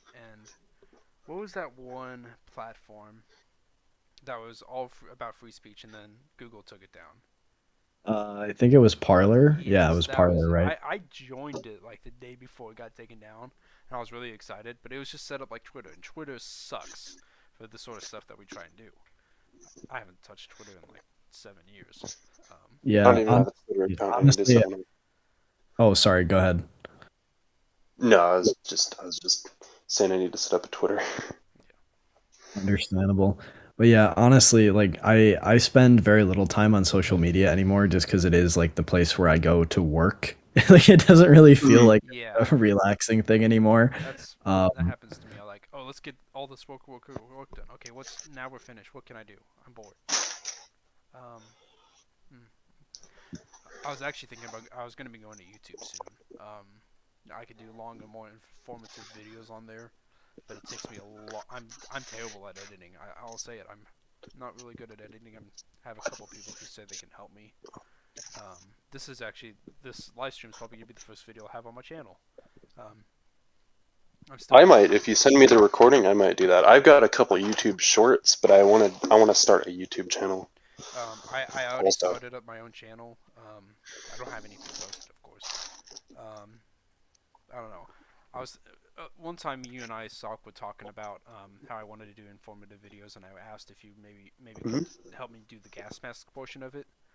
But you said you also had your own channel, and I didn't want to have. We talked about maybe doing a joint channel, but I think we're just better off doing a joint playlist. Cool to do like a joint playlist or do like a featured sort of deal. Happens, Americana, are you ever interested in doing YouTube videos about camouflage? It depends. Most of our marketing or most of the energy we put into marketing is going to Instagram and TikTok at the moment. But once we have like our media center set up at the warehouse, I think we're definitely going to get into YouTube just because it is way better for long form content. I think because when I go full time here in a couple months, I think I'm going to start doing more YouTube, and I think we could all maybe help each other. Because we have our community on TikTok, Instagram, and Discord all kind of merged together between all of our different followings. And I feel like if we open up to the YouTube market, we might be able to inform more people. We might be able to let people know more about this sort of stuff. And it's a different kind of community too. Yeah. Mike's Militaria. I've been following him and watching him for a long time. He's when you think about Militaria YouTube channels, there's really no personalities. Mike's Military is probably the best one I can think of. It's not like gun YouTuber communities where they all have personalities and they're huge. I don't know what it would be like once we all individually start doing this, how we can change. Because I try and do research, and I go onto YouTube and I just want to learn something. Do like, hey, let's look up what this is about Soviet Union, and the videos I find are horrible. Between quality, the audio, and the speaking. It's not like when you look up information about firearm collecting. All these YouTubers have great made videos about whatever you're looking up between whatchamacallit. And I wonder if maybe we can fix that. I think Oh, part of that. I sorry, go think ahead. I was going to say, I think part of that also is a lot of those creators that have those low quality videos don't have any financial backup Oh yeah, in that the only person out in there that on this area. YouTube who runs a surplus store is Mike's Military. I can't think of anyone else. Everyone else, um, I Well, and if mean, they're just doing it for a hobby, you can yeah, have like very high quality hobby videos, but you can also have very low quality hobby videos because they don't have time and they're not bringing in money by it. and it doesn't affect the the better the quality video, the more money they're going to be getting in sales. Um, that's why I think TikTok's good to help us start out. Instagram's good to keep people updated, but I think YouTube's going to be really what keeps businesses like ours sustained, Well, social and media wise. Go ahead, you look at the, Connor. So. yeah, you go ahead. Sorry, was I supposed to talk? Yes, we were I saying. don't Go ahead. know. Oh yeah. I didn't really have anything particular to say, but I will add this. I think that in the future, especially with the way our marketing is going, I think that YouTube is going to become a bigger and bigger part of it. Just because, like in the past 2 or 3 weeks, we started working with the marketing firm that represents Grand Thumb, Brennan Herrera, all those guys. I think Demolition Ranch is on there as well. Obviously, they are way above our pay grade at the moment. Grand Thumb is within reach, but we don't really want to do that yet. But we are going to be sponsoring admin results soon, which is going to be really cool. That's But gonna be I think that generally, like this community can easily be tied into and kind of like a subset of that gun community because a lot of that like soft gear, like the textiles and stuff and the gas masks, um, they don't talk about that. Obviously, they focus on the firearms, but as like an addendum in those videos, they could easily put like a link to more informative stuff about the other pieces of kit that they're running that they don't really feel like covering because it's not in their wheelhouse exactly. The You see that sometimes with mirror safety. oh, I'll see a don't lot get of me that. The started. gun, Don't get me started about rear safety. the gun community loves mirror safety. And they're a In horrible my fucking research, company. they are. I'm able to buy OM90s for a third of the price that they sell theirs for, and I buy them brand new, same supplier. And they say that what they say that those masks are used by special forces, which is completely false. And they also try and make it seem like they're the ones producing these gas masks when they're all surplus military gas masks. Huh. They're new surplus. They buy from the Czech government. But, I mean, good for them. Interesting. But Yeah, I had no idea about that. That's an interesting business model right there. but I Big see their respect for ads them, on. but not. Go ahead, Sal. I've got it's like a love-hate relationship with them. I'm really jealous of them, but I'm also not. I don't like them because of the way that they phrase and the way that they don't deceive the public, but they've had a very bad reputation with um, making the truth sound a little more better and kind of leaning I guess they're just leaning their really good truths, marketing, basically. not lying, but like leaning their truths to benefit them and not actually having it be 100% true. Um, like they buy their dot pro filters, I believe, from Brizkama, which is a Russian company. Um, and I believe at some point they said that they made them. I believe that they said that. I feel like they But did I too. know that they buy the Dot Pro from Brizkama because I actually contacted Brizkama and it was like, hey, or what is it? What is it called? It's not. I think Brizkama is their um, specifically PPE, but it's I don't remember. I don't know. Briz I've Market is never the heard of this site. company before. It's a Russian industrial PPE company. They sell like PPM 88s and all that stuff. Mm-hmm. Excuse me. Sorry. This room really makes me burp a lot. Anyway, let's see.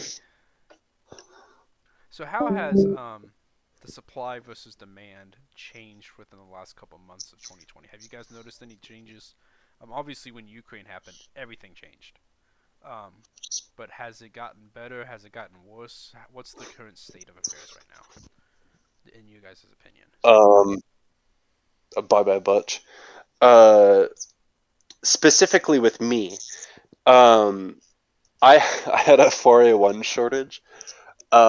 Oh I yeah, like I remember hella that. overpaid for 4A1s. And I actually made most of that money back with a local sale. But I had a major 4A1 shortage because Israel Post like tripled their shipping prices as soon as Ukraine was invaded. Ooh. Like like the day of, like, all right, so I was what was it, like 2 in the morning, mountain time. I was talking with my Ukrainian friend. He was in Kiev at the time, and he texted me. He's like, Russia just fucking invaded, and I was like, holy shit, dude. So I contacted my guy in Israel, and I'm like, hey, I want like 50 of these 4A1s right now, and he's like, I can't. Israel Post just tripled their shipping prices. Yeah, I had just like the month before started getting in contact with a lot of suppliers from Ukraine and Russia, and I had this Russian Hmm. supplier who was the number one reseller of Soviet metals on eBay. He was one of the best ones out there I Hmm. could find, and he had buckets and buckets and pounds and pounds and pounds of cockades, buttons, badges, pins, medals, shoulder boards, patches, etc. And I was like, holy shit, this is some good stuff. What's your prices? Holy shit, these are really good prices, even including shipping. And I was getting ready to do like Hmm. $1,000, pay $1,000 for probably about 10K worth of Russian metals. And then Ukraine happened. He couldn't ship it out. He said, let me see if I can send it to Israel. That didn't work out. Hmm. And then a few weeks ago, I was contacting him. He's like, okay, because eBay shut his store down because nobody in Russia on eBay is allowed. So he has all this inventory that's just sitting there, and he's like, I'm just gonna hold on to it. Once this comes down, once I can get it out, I will ship it out to you. And he contacted me and said, I can ship it out. I'm gonna go ahead and get this up ready and get it shipped out. And I said, okay, let me know how it goes, and I'll pay you for it. However, and I hadn't heard back from him since, so I don't know. It really sucked. I actually lost a bunch of stuff in the Ukrainian mail because it shipped out the day of whatchamacallit. Oh. I had 300 assorted Soviet pins and medals and badges, and I mean, I only had $60 Oh. in it. I was literally like a couple cents a piece, and these are $1 to $5 to $10 a piece, depending on what I got. But I lost it in the mail, unfortunately. But That's very shitty. like a couple months before this happened, I decided a lot of my followers love Soviet stuff. It's my personal favorite. I know more about it. Let's stop trying to do anything and everything, and let's focus on what I know. Also, because it's not as common here in the United States. Man, did I eat my words. I paid for 50 Russian hats. I have 43 sitting in that room still. I'm surprised they haven't been selling quicker. I thought, hey, I already got all the Soviet stuff in. Everybody was loving it before, and now all of a sudden my sales dropped. My uniforms, I sell out those all the time, but my hats is what's surprising me. I thought my very, very affordable Russian hats would sell really quickly, and they aren't. Maybe I just need to do more marketing. Maybe I just didn't market them enough. I don't know. That's what I've noticed. It's harder to get Yeah, stuff in, but I'm starting to find connections in other countries. there you go. Yeah, there hasn't really been a whole lot of change on our end in terms of getting supply. I would say the biggest thing has just been probably in the future the increased cost of freight for anything that we want to import, which is going to suck. But I think that we can probably eat that just fine. Hopefully, fingers crossed. But I don't know. We'll see. I'm hopeful, just given the past couple months and how many new connections in terms of wholesalers we've been able to make, especially with East West. They've been incredibly helpful. I'm definitely going to be Because looking into them more because I'm starting to clear Sturm out. Um, SwissLink just hasn't gotten anything new in, so. yeah, their Swiss Link doesn't really get a whole lot new because I do believe that they are primarily a retail company, so wholesale is not their first priority. Yeah. I've But noticed when I bought stuff from them, they make a lot of mistakes that normal retail or wholesalers didn't make, and it surprised me because they were the first wholesaler I actually connected with. mm, But there's just like, hey, let's set up this drop shipping. Do you have your drop shipping information? Oh, we don't have that. I don't know what that is. I'm like, it's yeah, any I don't know. wholesale company who allows drop shipping has to know what this is, or else they're gonna have tax issues. And it just surprised me. I love Laura there. She's great. She's actually probably gonna get some more Austrian. Actually, by the way, I'm wearing my Austrian M70 pants. I'm kind of sad that Butch left because he just bought a pair of these and he was telling me how much he loves them. I'm trying to find the shirts for these, and everyone has them, including East West. They have them, and I was trying to price it out today, which one I wanted to get. That might be one thing I'm getting from them is those tunic shirts because I love them. They're soft. They're like PJs. Yeah, Pretty awesome. the Austrian stuff is great quality. It's just not a lot of people on our end, especially, like them all that much, just because they're OD. Actually, I had that giveaway last week, and since the giveaway you had to recommend what you wanted in my store, I actually had a lot of requests for Austrian stuff. So I might try and focus on getting more of that. Yeah, I think Sturm has quite a bit of it at the moment too. They do. It's just not very many large sizes. Yeah. I actually try and stay away from parkas because they're just so damn expensive. I try and deal with just pants and shirts and dress jackets, Mhm. tunics if I can get them. I am gonna definitely empty Sturm out of West German stuff because I got these. I was wearing it earlier. These Air Force jackets. I bought 5 of them. Kept 6 of them. Kept one for myself. I have one left. And because I bought them and I priced out my normal percentage, I'm selling those extra large West German Air Force jackets with extra patches on them for $12. And people were like, "What?" And I'm almost out of stock. I think I'm gonna try and clear out and carry a lot more West German dress clothing and hats. This just did really well. That's part Yeah, of I it. might have to snag some of those. Yeah. Also, Americana, I have a little bit of beef with you. We need to talk about it. Oh, of I course. was getting ready I'm to buy a always, bunch of Serbian helmets from his Sturm, and then I saw how many you're carrying, and now I'm kind of like, do I want to carry these? yeah, here's a bit of an inside scoop on that. Our Jacob, you know him, Jacob Daniel. Yeah, I talk to him all the time. He actually emailed me last week after he saw that we sold out of all the ones that we had. We bought like 50 of them. They sold them all in like 3 I thought hours. you bought 10. I didn't know you Yeah, bought we 50 of them. Holy shit. yeah, we had 50 and that was a decent chunk of the inventory they had left. And any of their Serbian stuff, they're not going to be able to get more, So I need which to is get it. unfortunate because Okay. I was gonna. yeah, they're You priced them at what, $23 a piece? And yeah, they're I was gonna sort them 23.99. at 20, but if I'll probably do it the same price you are, so I'm not undercutting your prices. Yeah, Um, 23.99 is a decent price for I those. think I was gonna get 10 on my next order, but I don't have any capital right now, so I may not be able to get them. Oh well, we'll see. Yeah, because there was competition between us and one other business that is larger than we are. It might be Sportsman's Guide. I'm not sure. Sportsman's Guide Uh, carries a lot of Serbian helmets. yeah, and they wanted to buy the rest of the stock. So I said, okay, I'm gonna buy the rest of them before they do. So I bought the rest that they had. Wait, Um, wait. Let me go to Stern real quick. I had the website pulled up. Let me see if they're still available.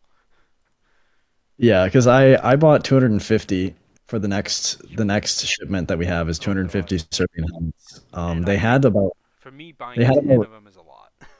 Yeah, they had about 400 in total, and I decided to leave about 130 left for the other guy because I didn't want to be like a complete dick. But I did want to grab as many of those as possible before they I were all want some gone. right now.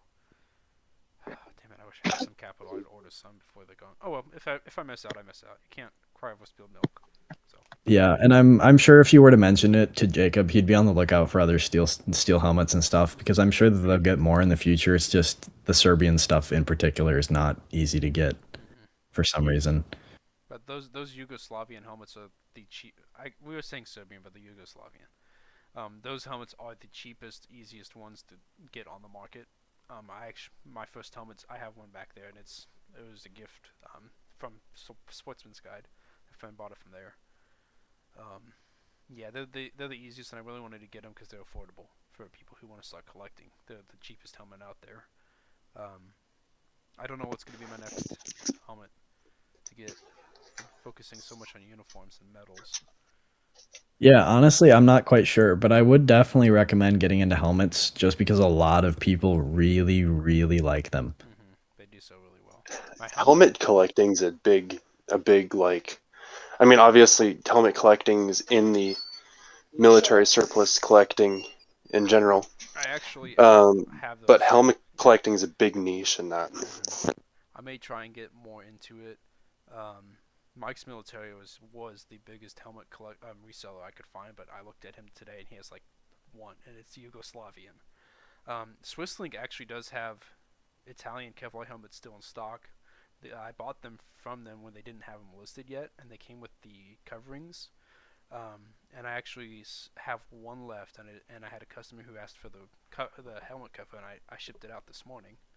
I think I might get a bunch of those Kevlar helmets from them because I know they have them. I don't know what else I Yeah, can get. and I'm looking at Sturm's catalog right now. They've actually got oh no, they don't. They're all gone. Yeah, the only other thing that I think they have in stock is the Austrian M1 clone. Yeah, I mean, honestly, the Austrian M1s do look nice. Oh, and they have the liners too. I was thinking about getting some of those pith helmets as well. Yeah, those would be pretty nice. I try and get I do get some from auctions. I actually bought a Swiss M71 because the customer asked one. I bought it at an auction. Okay, Swiss M71s have gone up in price so much. They used to be like $30. I'm looking at them now on eBay. They're 120. Jeez. Yeah. And I'm actually gonna have to cut close on what I paid on this one. Yeah, I'm thinking that Swiss stuff is gonna get a little more scarce here. Um, I'm not really sure exactly.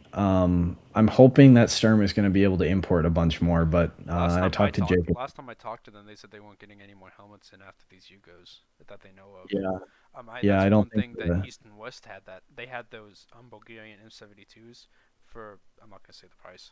I'm definitely getting those. I already have them in my cart. Just need to get some capital and figure out if we're shipping it through you and then you ship to me, or they ship directly to me, or how that's gonna go. Yeah, with that process is actually a lot more complicated than I wanted it to be. Just because you do have to clear customs and then you have to like file all the paperwork and all that Yeah, that's the terrible one thing shit. I'm still not used to is importing. Especially from Yeah. big companies. I'm not. I want to actually get an importer's license because there's a company that I talked to both of you guys once about from Israel who has so much good shit. But you have to buy Oh, tens of really? thousands of dollars worth of it in order to get it, and that's gonna. Oh, is sorry for cutting you off. Is that the company with all like the AK mags Yeah, that you that's the sent one me? that actually sells military firearms and tanks to militaries, but he also carries surplus. The only issue is he's so used to selling to companies that have to order in actual firearms that he wants importers licenses. I was really wanting to get these AK mags and these Russian AK bayonets. He actually has Russian AK bayonets, and I was thinking about buying a giant crate of them. But and before I can even get the money saved up, I have to get an importer's license, and that's a whole process I am nowhere close to figuring out. Well, I mean, honestly, when I get you in touch with East West, they have a dedicated guy who deals with all their import export stuff. They actually go through a logistics company for all that. So they don't have like an in-house guy who does like part sales, part import stuff. They have an entire, an entire company that they contract out for all that stuff. So they make it super easy. Okay. Well, I figured they'd be easy, but I really want the stuff from that Israeli guy.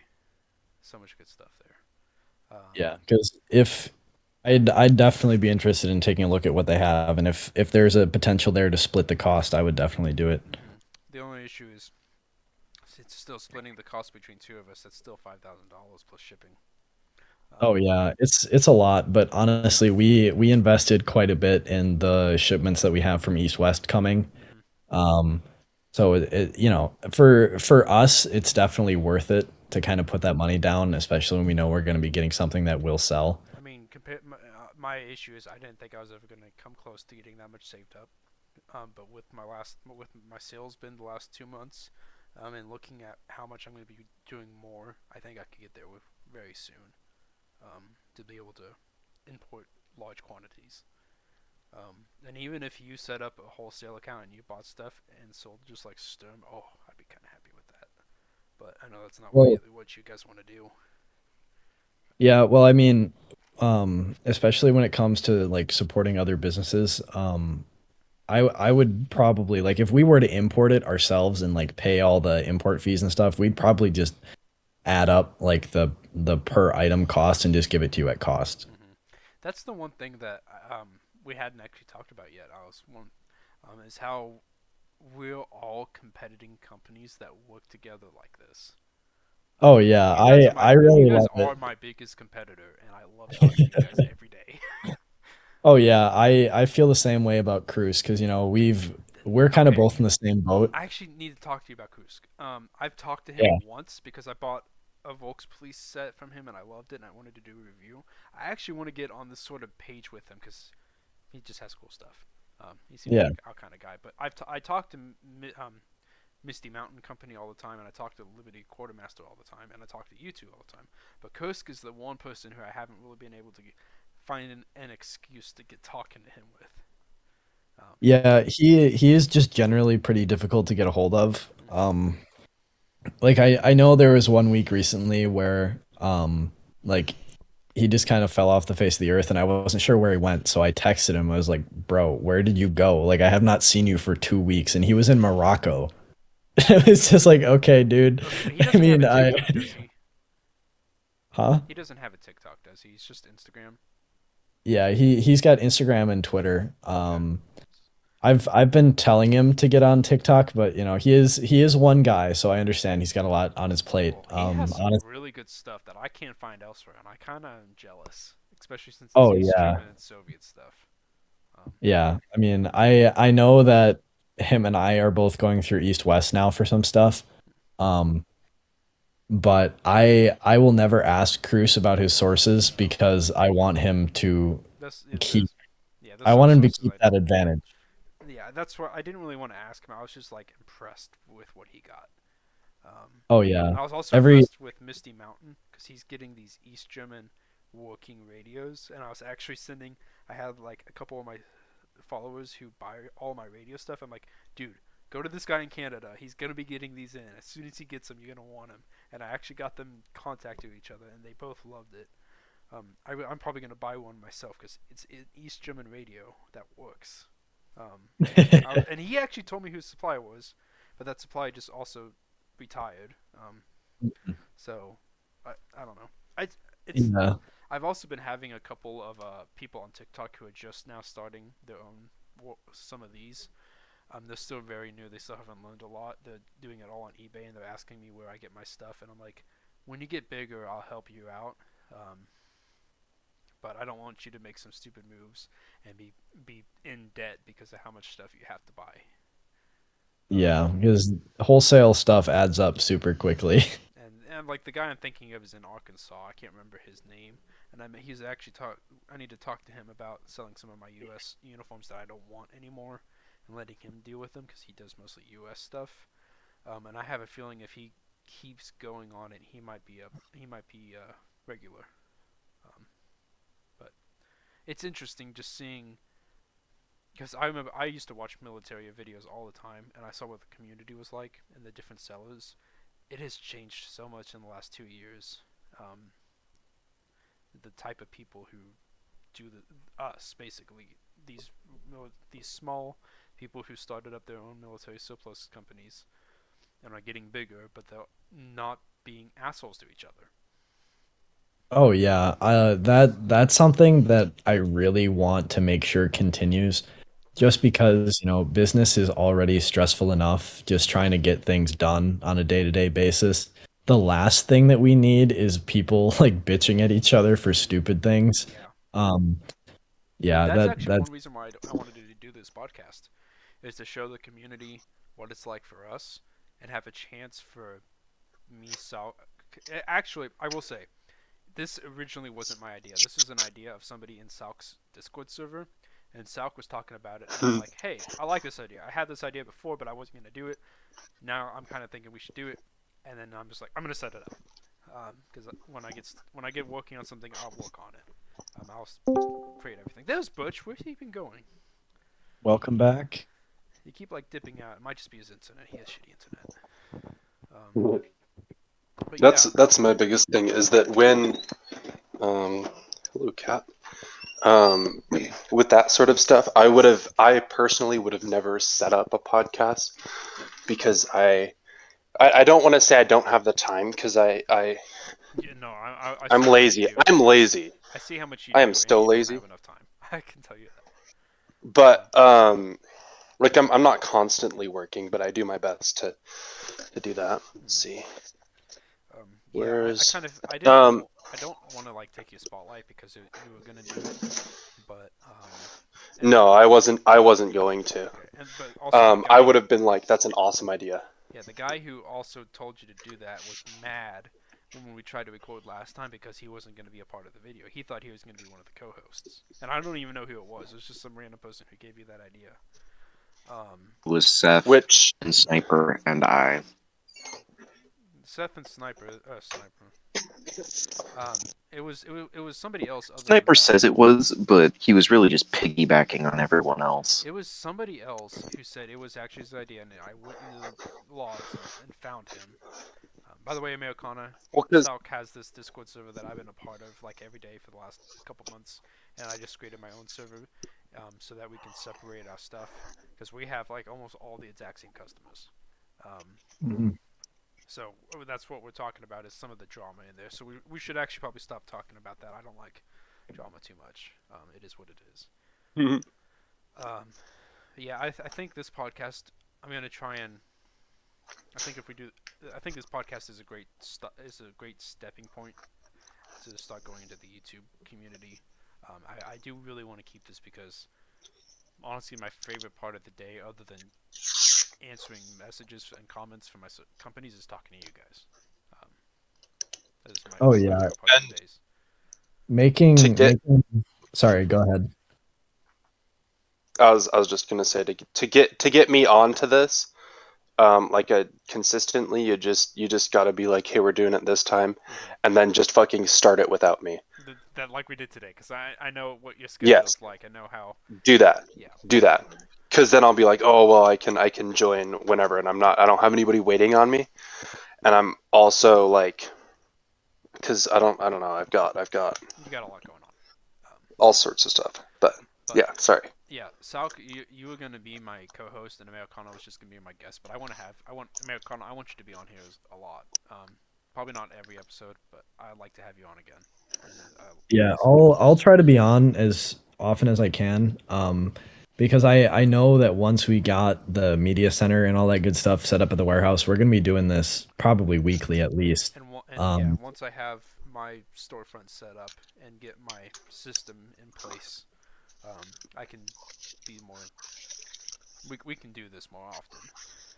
Oh yeah, and I kind of foresee it being a thing where you kind of just invite different people on. Like I want to have Cruz on for sure. I want to have Limited Quartermaster and I actually have a list on my phone of people I want to invite. And Saluc's been sending me a couple people he wants to invite. I also want to give people who talk every single day and on every single comment of our videos. I want to and let them have a chance to come on. Butch is actually one of my number one people who comments on everything. So I wanted him to be our secondary co-host, give him a chance to be on here. The reason why I recognize and know Butch so well is because he was in every single one of my live streams when I was allowed to live stream. But he was always there, and it'd always be like, "Oh, hey, Butch, you're here again. I've always seen you in here." And then he was an admin, and then last time I did a live stream, I knew Butch was going to be on because I had something that I wanted to show him, and I was mad because he wasn't coming on to my live stream. To be fair, in my defense, it was family time. I know. Yeah. And you're just short. Anyway, there's several people who comment on all of that stuff. And I have in my head, I call them the what's it called, that movie? The whatchamacallit suspects. It's an old. It's one of the I first. have no idea what you're talking about, but that It's sounds a awesome. Quentin Tarantino movie. Usual The Suspects. Usual Suspects. Thank you. Like Butch, Greg, Sniper. See, Sniper, I don't know if you've seen I Like Doritos, but he's been all over my comment section recently, Oh yeah, he has been on mine too. which has been great. He's been answering questions because By the I way, kind of Salk, forget to answer questions I sometimes. need to let you know something. There's that customer. I think it was I Like Doritos, who bought a Mhm. He sent you that bong mask. He bought that from me, and I didn't realize that it was Yeah. actually a bong mask. I felt bad when I finally realized about it, and I offered to send him a Polish MC1 for free, and he declined. That was I my felt bad when he sent the eBay listing, and I was like, "Don't fucking buy that." Yeah, and I didn't realize it was that because I was stupid and I didn't pay attention. And I tried to own up to that, but he just wouldn't accept me sending him stuff. And then he sent it to I you, really and I felt appreciate even worse that. because he sent it to you, because I know he just basically lost his money on it, and I just felt horrible. I still feel bad about it. I'll give him something, whether it's a coupon code or I he tried just to. tells me next time he orders, and I throw a bunch of crap Yeah, in there, you know. I'll cover it. I tried to send him a free gas mask, and he just didn't. He wouldn't let me. He wouldn't let me. I mean, the real comment that can be made here is that we can owe Saluc's live stream demise to Covey because it was him talking about that fucking mask. No, this mask was like less than a month ago. Is when Saluc got the mask. Yeah, I got it fairly recently too. I did cover him for shipping. Okay. I think Because when I got that he mask, shipped it in a flat rate box. I went to a local thrift store and I found a huge box full of stuff. And I got a whole deal on it. And it was an SSH-68 helmet that I already sold. It was a couple bags I already sold. It was that Russian life preservers vest that I still have sitting in the other room. And then I opened up this random gas mask bag and it had that in there. And I'm like, oh, okay, just throw that up on listing. Didn't pay any attention to it at all. Because I'm not a gas mask guy. As much as I love him, as much as I sell him. When I was a baby collector, I really wanted a 4A1.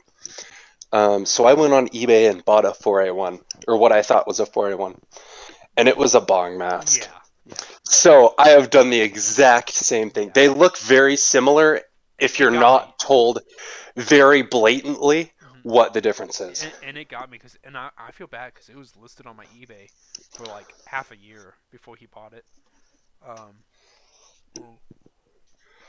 I just feel horrible. But I have a question for Americana Pipedream. Yes, of course. Do you own any gas masks? I've never seen. I know you don't carry them, but I've never seen you have any in your videos. I did buy one Israeli surplus mask in like 2019, and it's just been hanging on my coat hanger since then. I don't think I've used it once. My inner Because honestly, you can see some of mine back there. Some of the ones I have, I collect them. Saluc collects them. Obviously, he has like what 60. I've got a couple.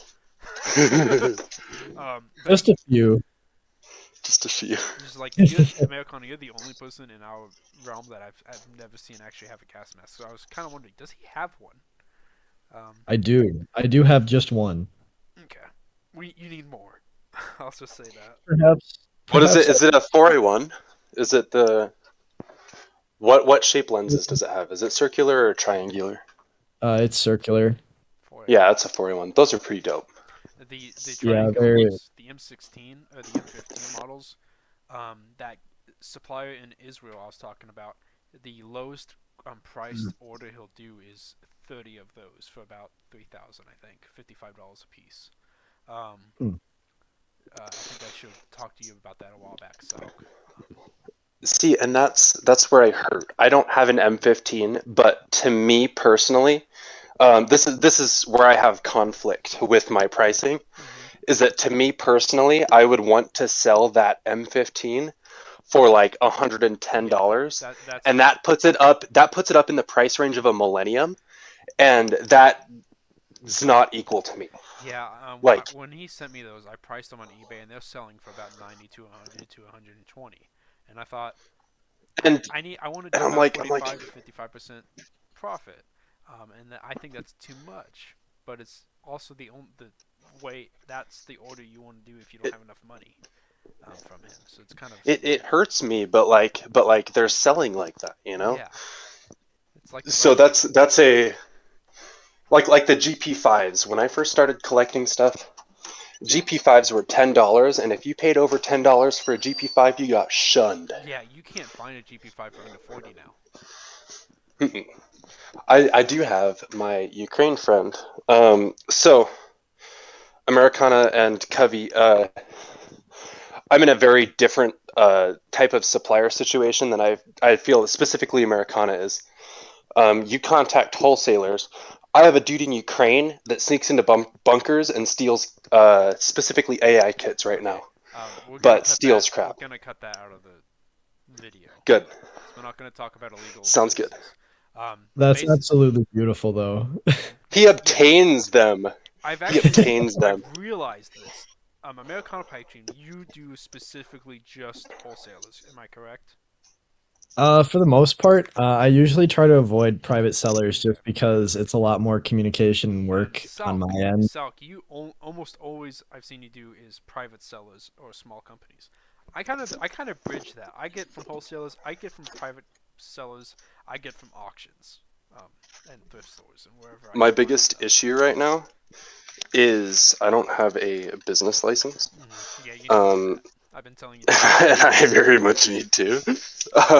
You told me you're gonna get that in February, and I'm like, Yeah. if you get this, I can connect you with 4 major wholesalers, and you can, instead of buying through me from them, you can just go directly to them, cut the cost down. Well, honestly, you're in Utah, right? That's the state you're in? Yeah. I'm not sure how it is in Utah, but here in Wisconsin, you don't really need like a business license. Like basically you need a sales permit from the DOR if you want to sell within the state of Wisconsin, because then you have to collect sales tax. Hmm.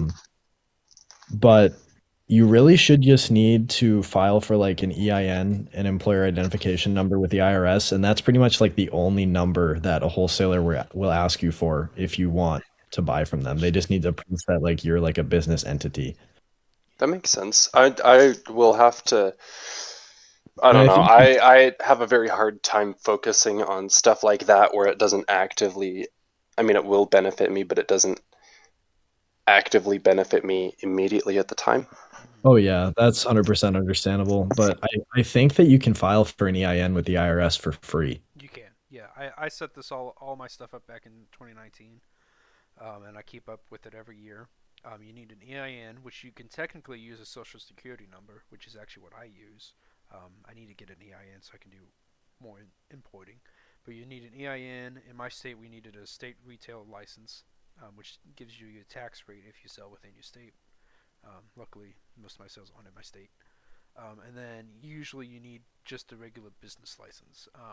I have one for my city council, which tells them that that's normally when companies say, "Hey, we need your business license," that's what I'll send them, and that's what they accept. I think Yeah. altogether it cost me like $25, Yeah, it's pretty damn cheap. but But it did take me like 5 to 6 hours through reading how to do it to figure it out. 'Cause yeah, I was doing it by myself. Nobody told me how to do this.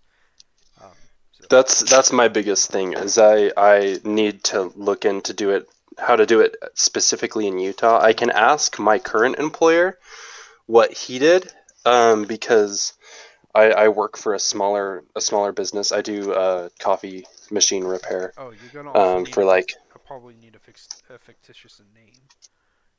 That I think that's what cost the most for me. uh Basically means you have the rights to your business name to go oh yes, to do business yes, as Saluc Militaria. that Which makes honestly, I sense. kind of hate my name. I'm not gonna lie. I did Covey it as Covey Surplus. Surplus because I was doing guns and I was get just surplus guns, Hmm. firearms. And now I'm just like Covey Surplus is kind of a bland name, like Americana Pipedream, Misty Mountain Supply. I'm just like these are really good names. Liberty Quartermaster, and he's in the city of Liberty. It's like awesome names, and I'm just like Covey Surplus, my name, And it would. Like, I honestly, I wish I That's did Covey Militaria. That would have been much better. I mean, honestly, the great thing about being like all of us being very young businesses is you can change your branding whenever, and it doesn't really matter. Yeah. But, that is very true. but everybody knows me as Covey Surplus now, so That is true. I kind It Well, they is- may still know you as Covey Surplus, but if you change your branding, they'll also know you as that might even change your name. I mean, every time you build new customers, they're putting in their mind that this is Covey Surplus. yeah, I just don't want to lose my customers who are trying to find me is the issue, because I totally get I actually that. fight hard to keep my customers. I don't do very well in sales, not like you guys. Anyway, me and a friend of mine were thinking about creating a manufacturing license for making firearms, and our idea was Midwest Mutilators. It's still an idea. I actually was designing a lot of different firearms, ones that have been lost to history, and I was trying to redesign them, like I think it was the Austrian Hellriegel, which is a machine gun, which the only way we know it from World War One. The only way we know about it is because they found 3 pictures of it in a library. That's the only bit of information we have in it, and they actually was one of the best guns in Battlefield 1.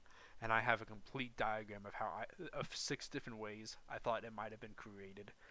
Looking at the creators, what they would have had to base off of, what the metallurgy at the time would have been, and then all the different ways that I want to build it to make it either semi-automatic, fully automatic, in the original caliber, and in 9mm. And I have all these designs stored away in my brain and in a filing cabinet.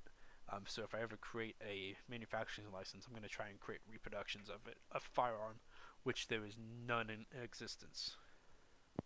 That would be awesome. That's another one of those niche markets. I think because I started gas mask collecting before anything, and I think a big danger with that is that not all the niche markets do good. When I started gas mask collecting, I was like, wow, how do I get these safe to use GOST filters for all the Slavaboos that want to wear their GP5? So I went to Brizkama, a Russian industrial company that makes. I don't know if they're all GOST. It's like iffy.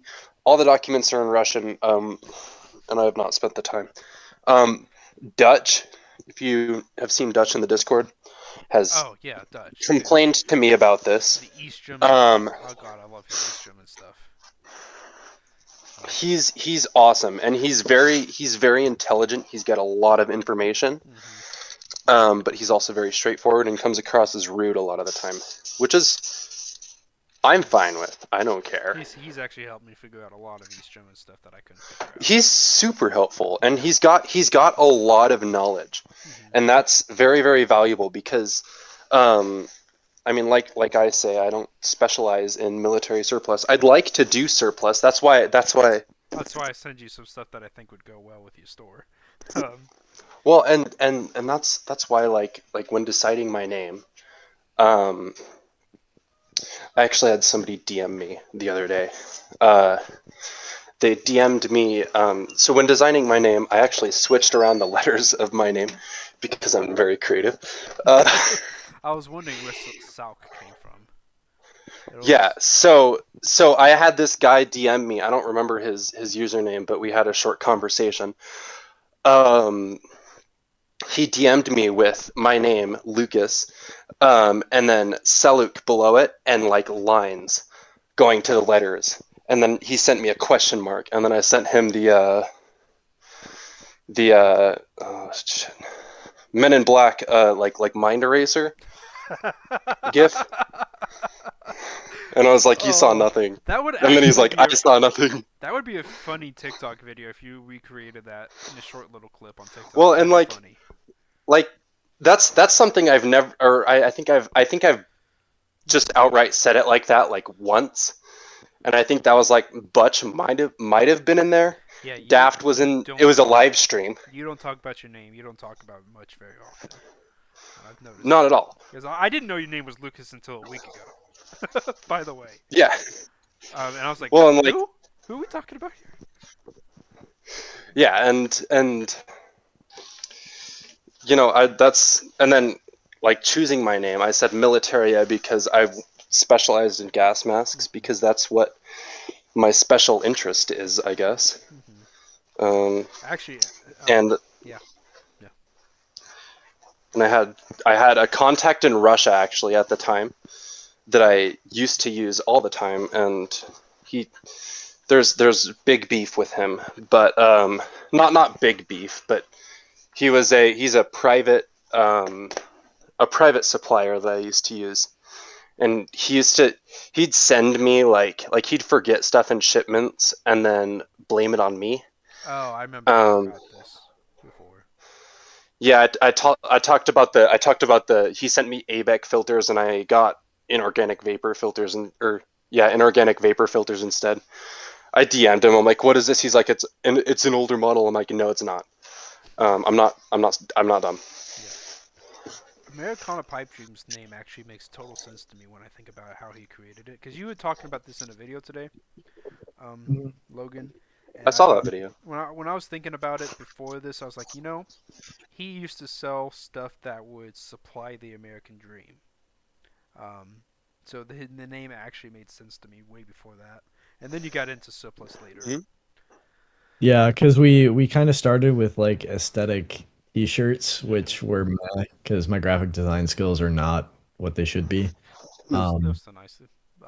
Yeah, but then we kind of moved into like frontier reenactment gear, that kind of thing, and that just didn't really sell that well because it's very, very niche. Yeah, I remember actually seeing when I first found you, you still had that section on your website. I'm like, Yeah, I think we do still sell a lot of it, and it does sell really well now that we have a larger following. But honestly, the surplus stuff is really where it's at. I really like the fact that you sell vintage clothing and you're not scalping prices. When I'm on websites and whatnot, and I find a store, especially a store that's in like New York City, and they sell vintage clothing, holy crap, is it expensive! Oh yeah, it's There's one ridiculous. I'm thinking of. I found on the shop app, and they sell vintage clothing, and they ask hundreds of dollars for them, and then they got vintage 1950s U.S. clothing. Guess what they're asking for a pair of for the shirt of a vintage OD uniform shirt? I would guess $800. what? Most all their military surplus ranged from $300 to $1,500, and none of it was special stuff. It was all U.S. stuff from the 50s to the 60s. I was so pissed because if anybody act like don't know anything about surplus. They don't know anything about military. They know about buying older clothing and selling it to people who want to wear older clothing who don't know anything about the older clothing. So I understand why they priced it at that point. But if somebody bought it and like, I want to get into military stuff, and they've realized what they paid for it, because these are $20, $40 items, they're asking $1,500. That's like Mira. Yeah, and I commented, this stuff, and like, I don't normally go out of my way and tell people when I see somebody asking too much money for it, but this was ungodly. This puts a big stain on selling military if people actually notice this. And I commented on their Instagram like, this looks bad for the people who actually do militaria. I was just unbelievably mind blown. And when I see Yeah. you actually selling what I consider decent vintage clothing, like Western shirts and whatnot, at a decent price, I'm like, okay, I like that. And actually, a lot of the times, I find those shirts in thrift stores when I'm thrifting, and I'm like, do I buy this and send it to Americana Pipedream? I don't know if it's what he's looking for. I don't know. Whatever. Well, I mean, honestly, a lot of my friends, like just personally speaking, are really interested in vintage clothes, and just throughout high school, really, our entire friend group was definitely the thrift minded. Like we'd always wear like pre-owned shit. Like that was just what we did. On your webpage, you have It's a very good practice in general, though, like in life. on Oh, your absolutely. storefront, you have the categories and you have the vintage clothing. The picture of you two sitting there with your three-piece suits, I'm just like, that's fire. I love dress suits. Obviously, I have so many dress uniforms. Yeah, that is one of my favorite pictures I've noticed of you guys. Is sitting up against the brick wall with three-piece suits. I think one of you either has a cigar or something. It's just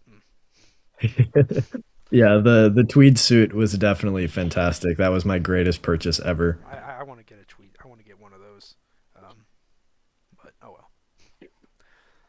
well. I like some of the older, fancy looking gentleman clothing. I like that a lot. Yeah, it's super nice, very comfortable, very warm in the winter too, I'll say, because it's like almost a wool material, but not really. I'll be right back. You guys keep talking. But yeah, that So the oh sorry, go ahead. nothing. I was gonna say something stupid. Yeah, I kind of forgot what I was gonna say too. So oops. It's late. Military surplus, am I right? Oh yeah, absolutely, my guy. It's a tiny typewriter. Did y'all see that? It's a replica from the 1980s from a Japan company, and it's all metal, and it functions correctly, just like an original. And I really want to set up a Oh, that's awesome. 1920 gangster outfit and use it in videos. Dude, Yeah, I did. Immediately gets and I banned. was watching the movie Public Enemies yesterday, and I'm just like, oh. Oh God. But My so I do an acting job. I do um. So I am 19. I do an acting job at an amusement park during Halloween because I enjoy scaring the shit out of people and getting paid. I think we're getting paid 13 an hour this year. When I started, I was getting 6.75, which is below minimum wage. Anyways, I work in a haunted house. I get paid 17 an hour. oh, that's awesome, I'm not doing it anymore because I have kids and I want to take them out trick or treating now.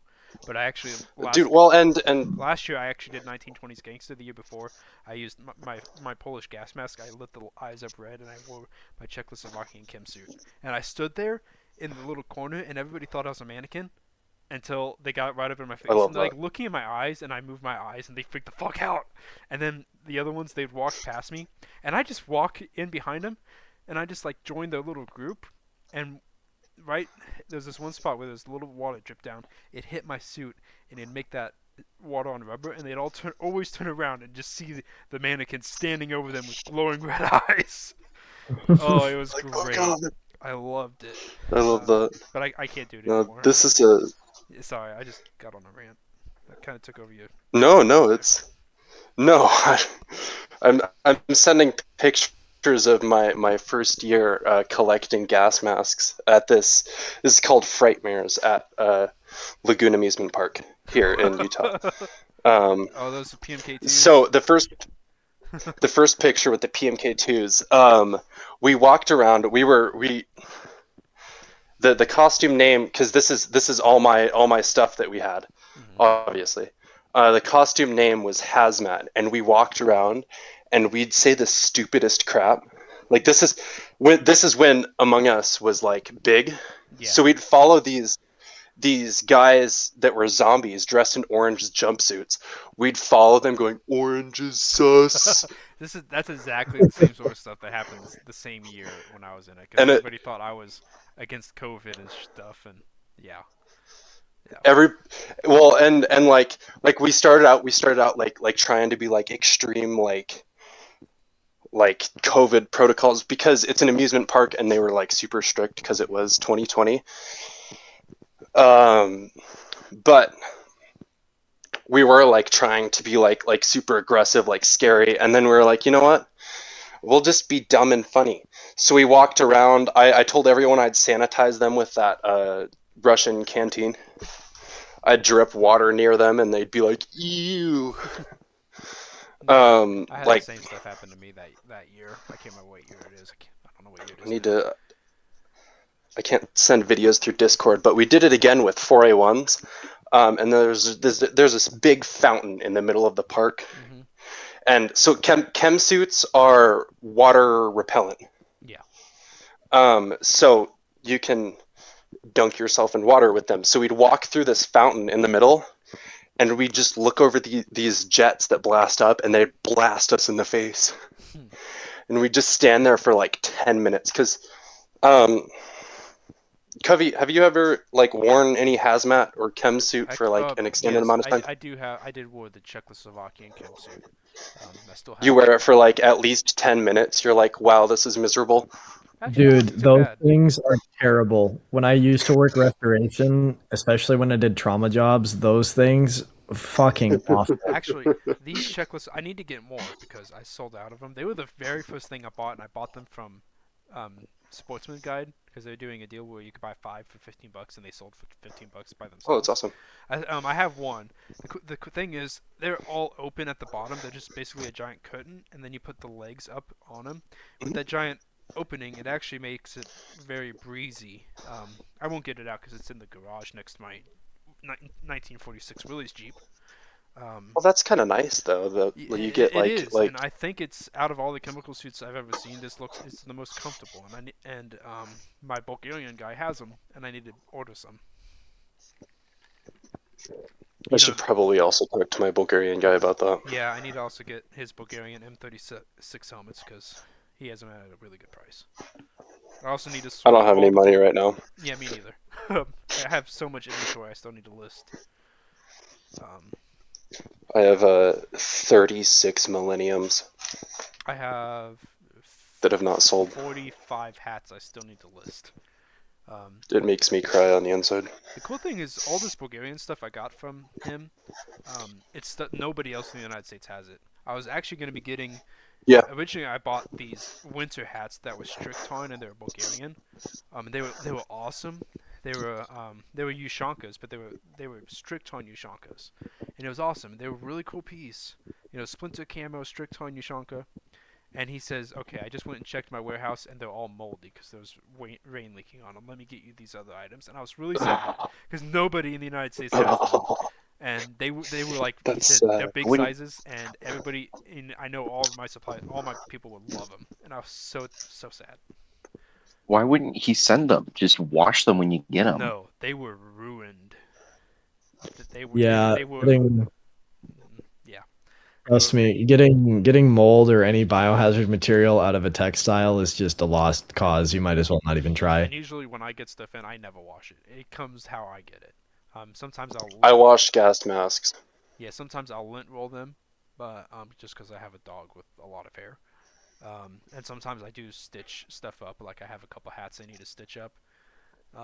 But I don't wash. You get the smell that I get, the nice musty vintage smell. I'd love to do that with stuff like my Millenniums, but not this recent shipment, but my other shipment of like 27, I open them up, I look at them, half the head harnesses are screwed. Like I cannot use them. I had to buy new head harnesses. But I open them up, I look at them, I look inside the Ornasal cups, and it's filled with dried snot and blood. Because they're gas masks, and they do the whole like gas chamber training with CS gas. I don't know if that's just specifically military. But I know exactly what you're talking about. It was when they take your gas mask off in the tear gas room, and you bleed into the snot, and you put the gas mask back on, and it just fills it up. You've seen those disgusting videos. That's what the Millenniums looked like. There was dried snot, there was sweat, and I was like, dude, this is disgusting. I had to wash the head harnesses like 3 times. They came out brown every time. That's like. Stuff like coats where it's like new or lightly used is like, to me, totally fine to not wash, and actually probably best to not wash, or definitely best to not wash. But personal items, a gas mask is a personal item. Hey Saluc, I actually need your help with something. I got a bunch of these Iraqi P58 canteens recently. I need to figure out if these are the caps that are gas safes and on. They do have the little rubber insulator inside of it, but it's all just plastic. I had some. If they're made to be attached to a gas mask, they're either going to have a bayonet port on them, or they're going to have a special cap that comes with the gas mask hose that is attaching to it. Yeah, this doesn't have a special port to it.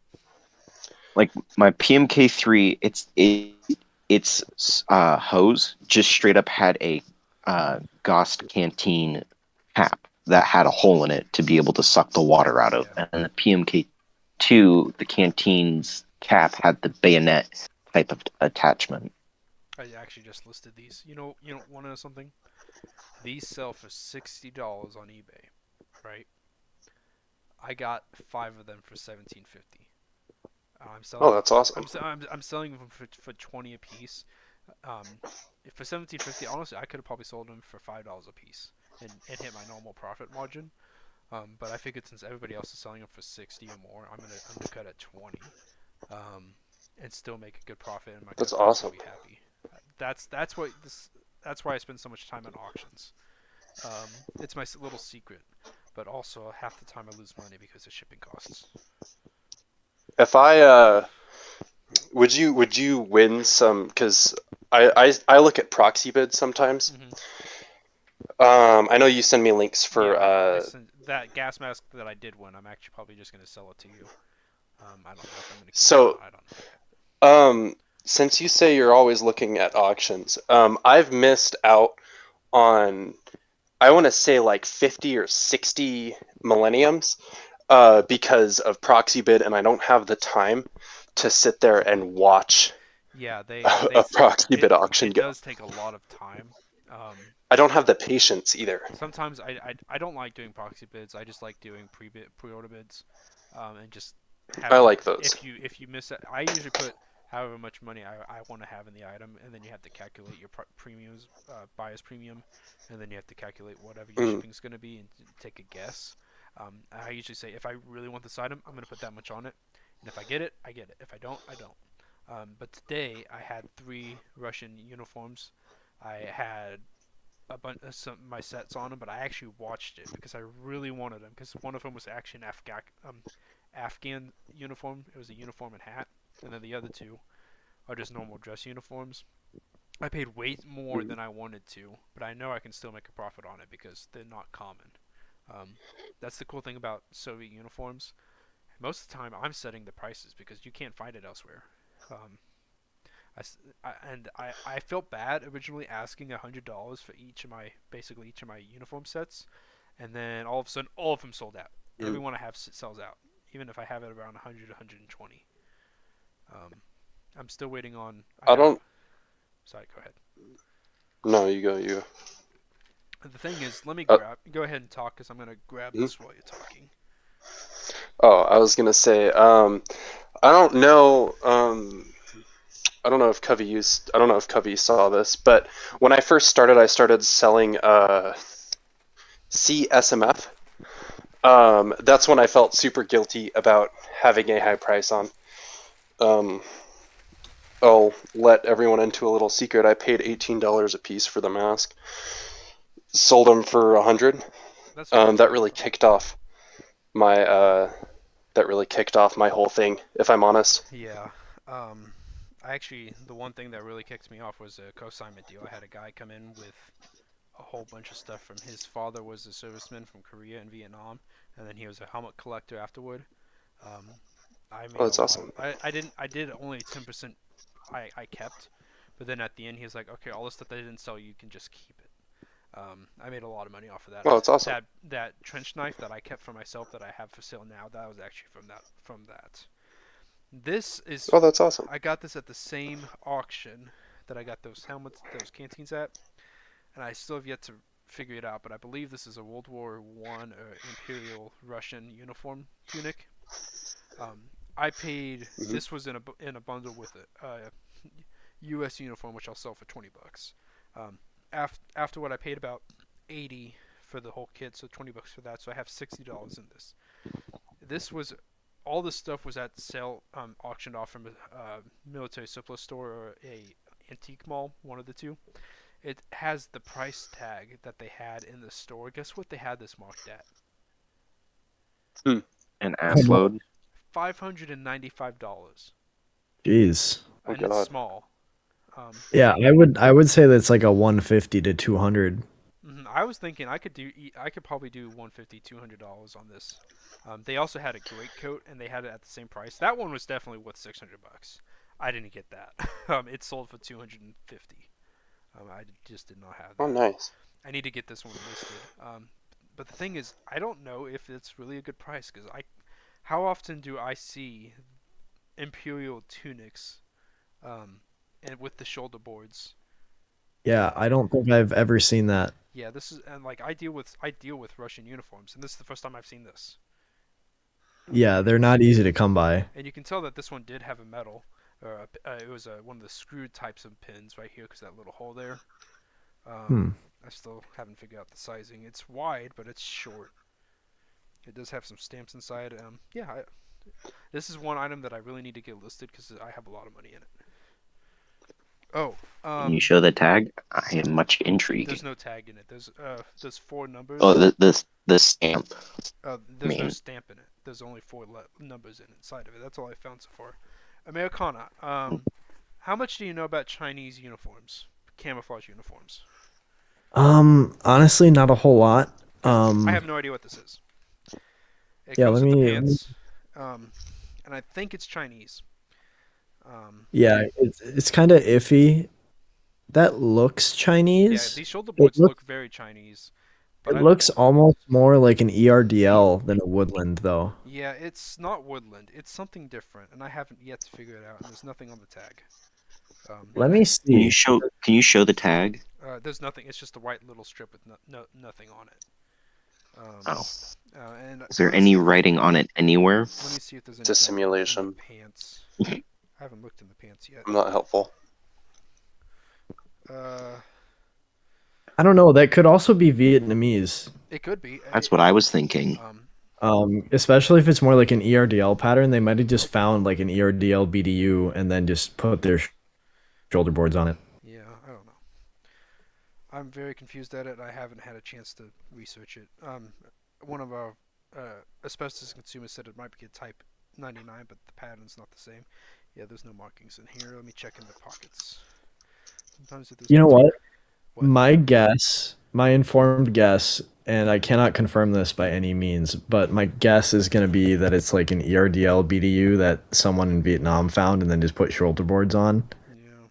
And it might have been actually used because there was a lot of demand for uniforms at that time. They might just not have cared. Well, this obviously sat for a little while because there's some of those, like when you get little spider webs on it. It has some of those egg sacs on here. I don't know. Everything else from that auction was just U.S. stuff that not great stuff. I don't like U.S. stuff anymore. Yeah, because I don't know. Chinese camouflage is very difficult to pin down just because it is China and we don't really know a whole lot. Yeah, I also just got 2 Chinese visor hats. I'm still trying to figure out. China's pretty strict on their surplus, aren't they? Yeah, I've never seen legitimate Chinese surplus. I think I've seen maybe like one eBay listing for something, but it was the Chinese copy of Fleck Tarn, their Tibet Tarn or whatever it's called. The thing about Chinese is it's a lot of manufacturers in China remake their own military stuff. So when you get a Chinese uniform, You see that with it's still a reproduction. Even if it's made in China, it's still a reproduction. And this one is definitely not a reproduction. You can tell just by the quality of the material. I think one of the hats I have might be.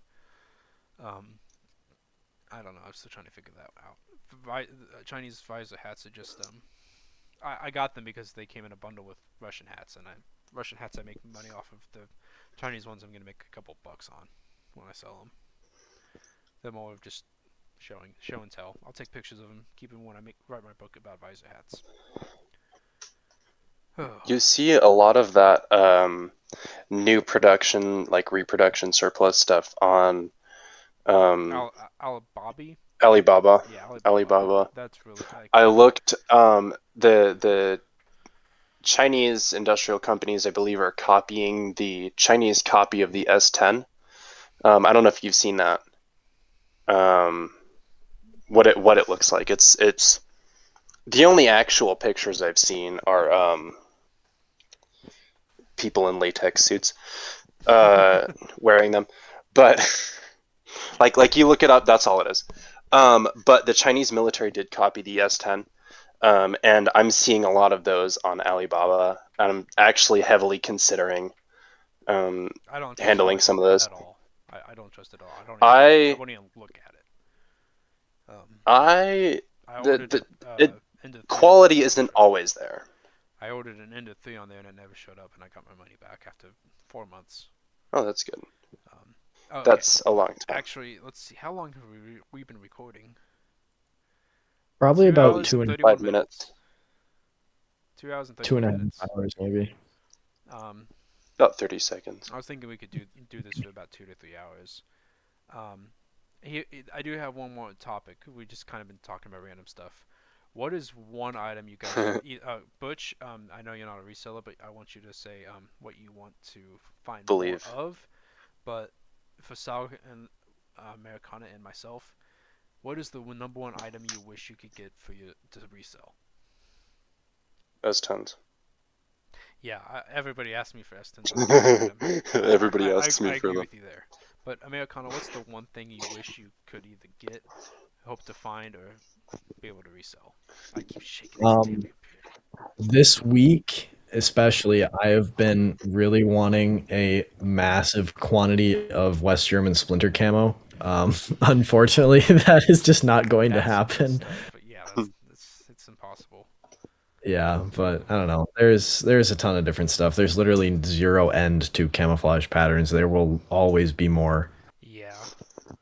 They're always changing too. I mean, even with most of the isn't most of NATO trying to do like a default multicam or some shit like that? Basically. Yeah, I think so. Honestly, you can, even with that, you're still gonna you've got hundreds of countries. You know how thousands on of countries, YouTube probably. there's Forgotten Weapons and he'll do prototypes from military trials? If you did that with camouflage, you would have so much. If you did a video on every single prototype for every single camouflage trial, holy crap, that'd be a lot of videos. You'd have so much content, but like just like Americana like Forgotten Weapons. Literally endless. I mean, that's what I hope that we'll be able to do, especially as the company grows. Like the company will be able to have a collection of obscure camouflage that I don't have to pay for myself because it's a write-off from marketing. Yes. I think it is nice that you're trying to niche into that market of camouflage. Yeah, but I think it's gone super well so far, and hopefully, it'll just keep progressing. Mm-hmm. Hopefully. I just want to find more Stricton. I really just want to find more Stricton for my store. I think that's doable. I really love it. It's my favorite. It is one of my. I want to start branching into. No worries. You're totally fine. I do want to start branching because I am going into industrial surplus. I don't need to. I want to start branching into more military surplus, whether it's ammo cans, stuff that I personally will don't do ammo use cans. or find use for. Don't do ammo cans. They suck. All right, I won't do ammo cans. Might have like one ammo can. Honestly, they're just not economical for shipping. No, they're really not. That is very true. They're a big empty box made of metal. They're really good if you have a really busy storefront. Other than that, like if you go to Omaha Surplus, they're another reseller who have a massive storefront in like Austin, Texas, I believe. Oh yeah, they do ammo cans. They do them really well. Honestly, Saluc, I think if you want to branch into more militaria, start with canteens.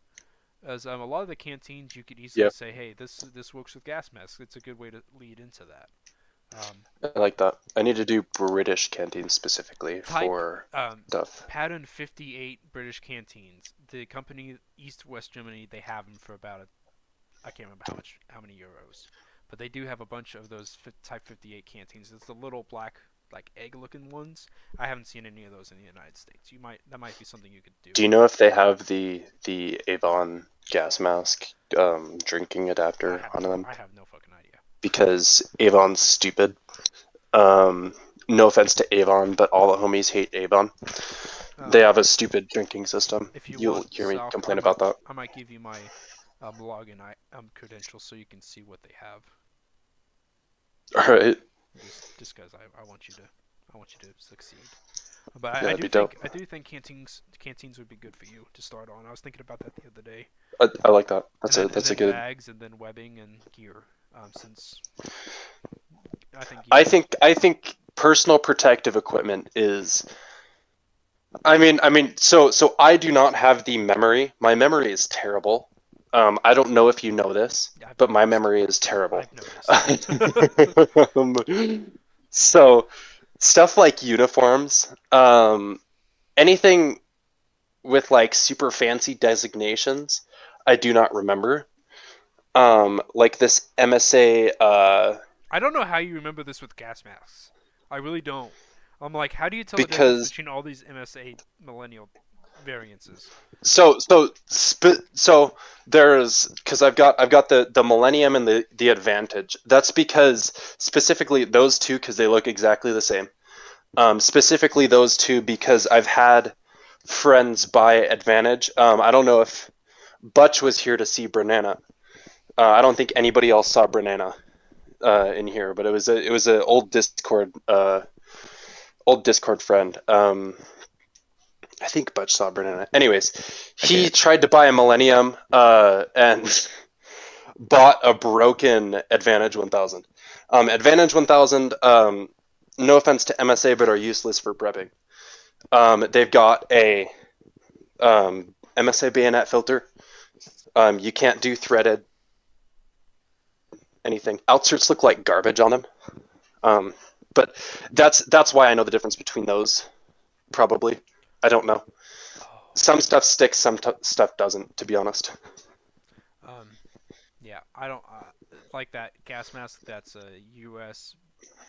kind of like a Millennium. I don't know what the fuck it is. I just bought it. There's the MCU 2P, the gray, yeah, the gray, one yeah. that I got at an auction that you would tell me I need these parts for. Mhm.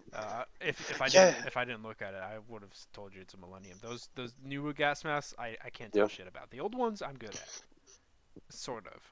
Sometimes. The old, I'm not as my biggest worry with old history stuff is that I'm gonna break it. Yeah. Get me Soviet. Because get me hats. Get me firearms mainly, and I can tell you exactly what it is.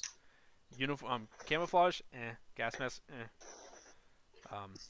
yeah, modern stuff. I could do ships.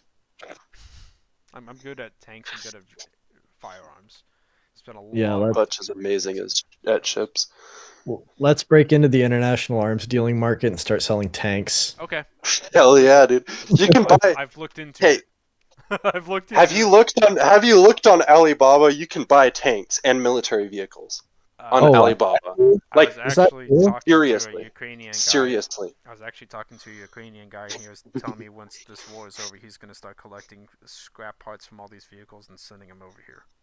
Oh, dude, I'm so excited for when Builds T90. I'm trying to keep my contacts that I had before, and I'm trying to say when this is over, I'm buying everything that you can get, but I don't think I can afford it when that happens.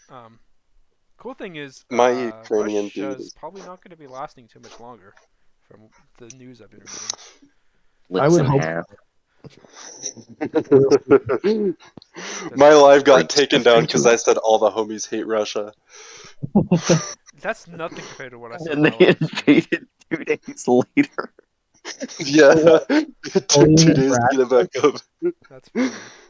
Saluc really said everybody hates Russia, and that they fucking invaded 2 days later. Yeah, 2 days later. And then my appeal got approved for that. But Funny. That's funny. Oh. All right. Perfect timing. Well, is there anything in particular that you'd like to ask me? I think that I am probably going to go to bed in just a bit. For me to go to bed too. Imagine sleeping, dude. I don't know how we're gonna do the next episode of this. I don't know if it's gonna be in 2 weeks or a month. We're just gonna have to play it by ear. I also don't know, Americana, if I'll have you on next time or if I'll have another guest, or we'll just see what happens. Oh yeah, it's whatever. Are you I asked you a while back. I had those military pouches, U.S. pouches, ACUs, that I said I might sell to you wholesale. Do you want me to? Because I have to count them all out and figure out how many I have. Because I threw a bunch of random bundles and I lost count. Do you still want me to do that? Not for now. Because with Kane closing, I bought a bunch of their inventory from them for really cheap, and it's all pouches and nylon and all that good stuff. So I'm gonna be set on pouches for a while. I will figure out somebody else if somebody else wants it, or I will probably just list it myself. But I had to count hundreds of them out, and I really wasn't looking forward to it. Yeah, it's not going to be. It's all It's not stuff. going to be. It's all stuff like this. So Yeah, I love ACU. It's great. they're cheap. They're cheap. They're a couple bucks a piece. Oh yeah, That's when I was doing auctions from Government Surplus, Government Planet, and I learned real quick not to do that. yeah. It's not the I best. lost a lot of money. I mean, those are the only things I got that I'm going to make money off of. Anyway, Yeah. let's see. So anything else? I have a question. Speak. So it is technically a little direct. So on Americana, you sell the Flectarn parkas, Yes, but that you is. also sell the parka liner. Is there like, is the parka like a shell that you have to have the liner for, or is So it a coat itself? basically, the parka is a standalone coat, and then the liner can also be worn standalone. The Germans were actually really smart with it when they did that. So basically, there's no like button-in attachment. There's nothing like that. You literally just put it on over the liner. Much like the U.S. Double older coat. version of it. Yeah. But I don't think we'll have liners for a while. We're looking to get more, but we're waiting on more imports. All right. And then, are you going to get any more Alpenflagge anytime soon? Because you do not have my size. Yeah, Yeah. it's unfortunate, but that's also backlogged with imports. As soon as we can get some, we will though, because I really like it. Yeah. You know what's surprising? I bought 10 of those Affenflaggen 83s, and I have 8 left. I've barely sold any of them. And I'm surprised. So anyway. I will be Oh, yeah, back. so you got to do videos on your stock because Yeah, I need to do that. I need to stop taking as many videos about packing orders and start showing off more stuff that I have. I love these Austrian pants and that Alpenflagge. Ooh, I Austrian butchered that. pants. Hey. They're so They are comfortable, so and comfy. and I bought my supplier out of them. I bought Swiss Link out of those. All right. good. Yeah, we should wrap up for the night. Thank you, Americana, for joining us for our first episode of Asbesties. Hopefully, we can have you on here again. Oh yeah, of course. We're definitely going to talk between ourselves about more, helping each other get more stuff. I'm going to go to bed. It's almost 1 o'clock for both of us. Let's see. I feel like I had something else to say. I don't know. I just been wanting to talk to you for so long. It's nice to actually be able to talk to you. Oh yeah, absolutely. And I can probably give you like my personal phone number and all that good stuff, so If you you can want to, you that's can up to text you. me whatever. That's up to you. Also, I know you're not used to being in Discord, but if you want to join me as Saluc's Discord and hang out, you can. All right, awesome, good stuff. Yeah, I will catch up with you tomorrow on the details and all that other stuff we wanted to talk about. Yep. But until then, I suppose good night. All right. Good night.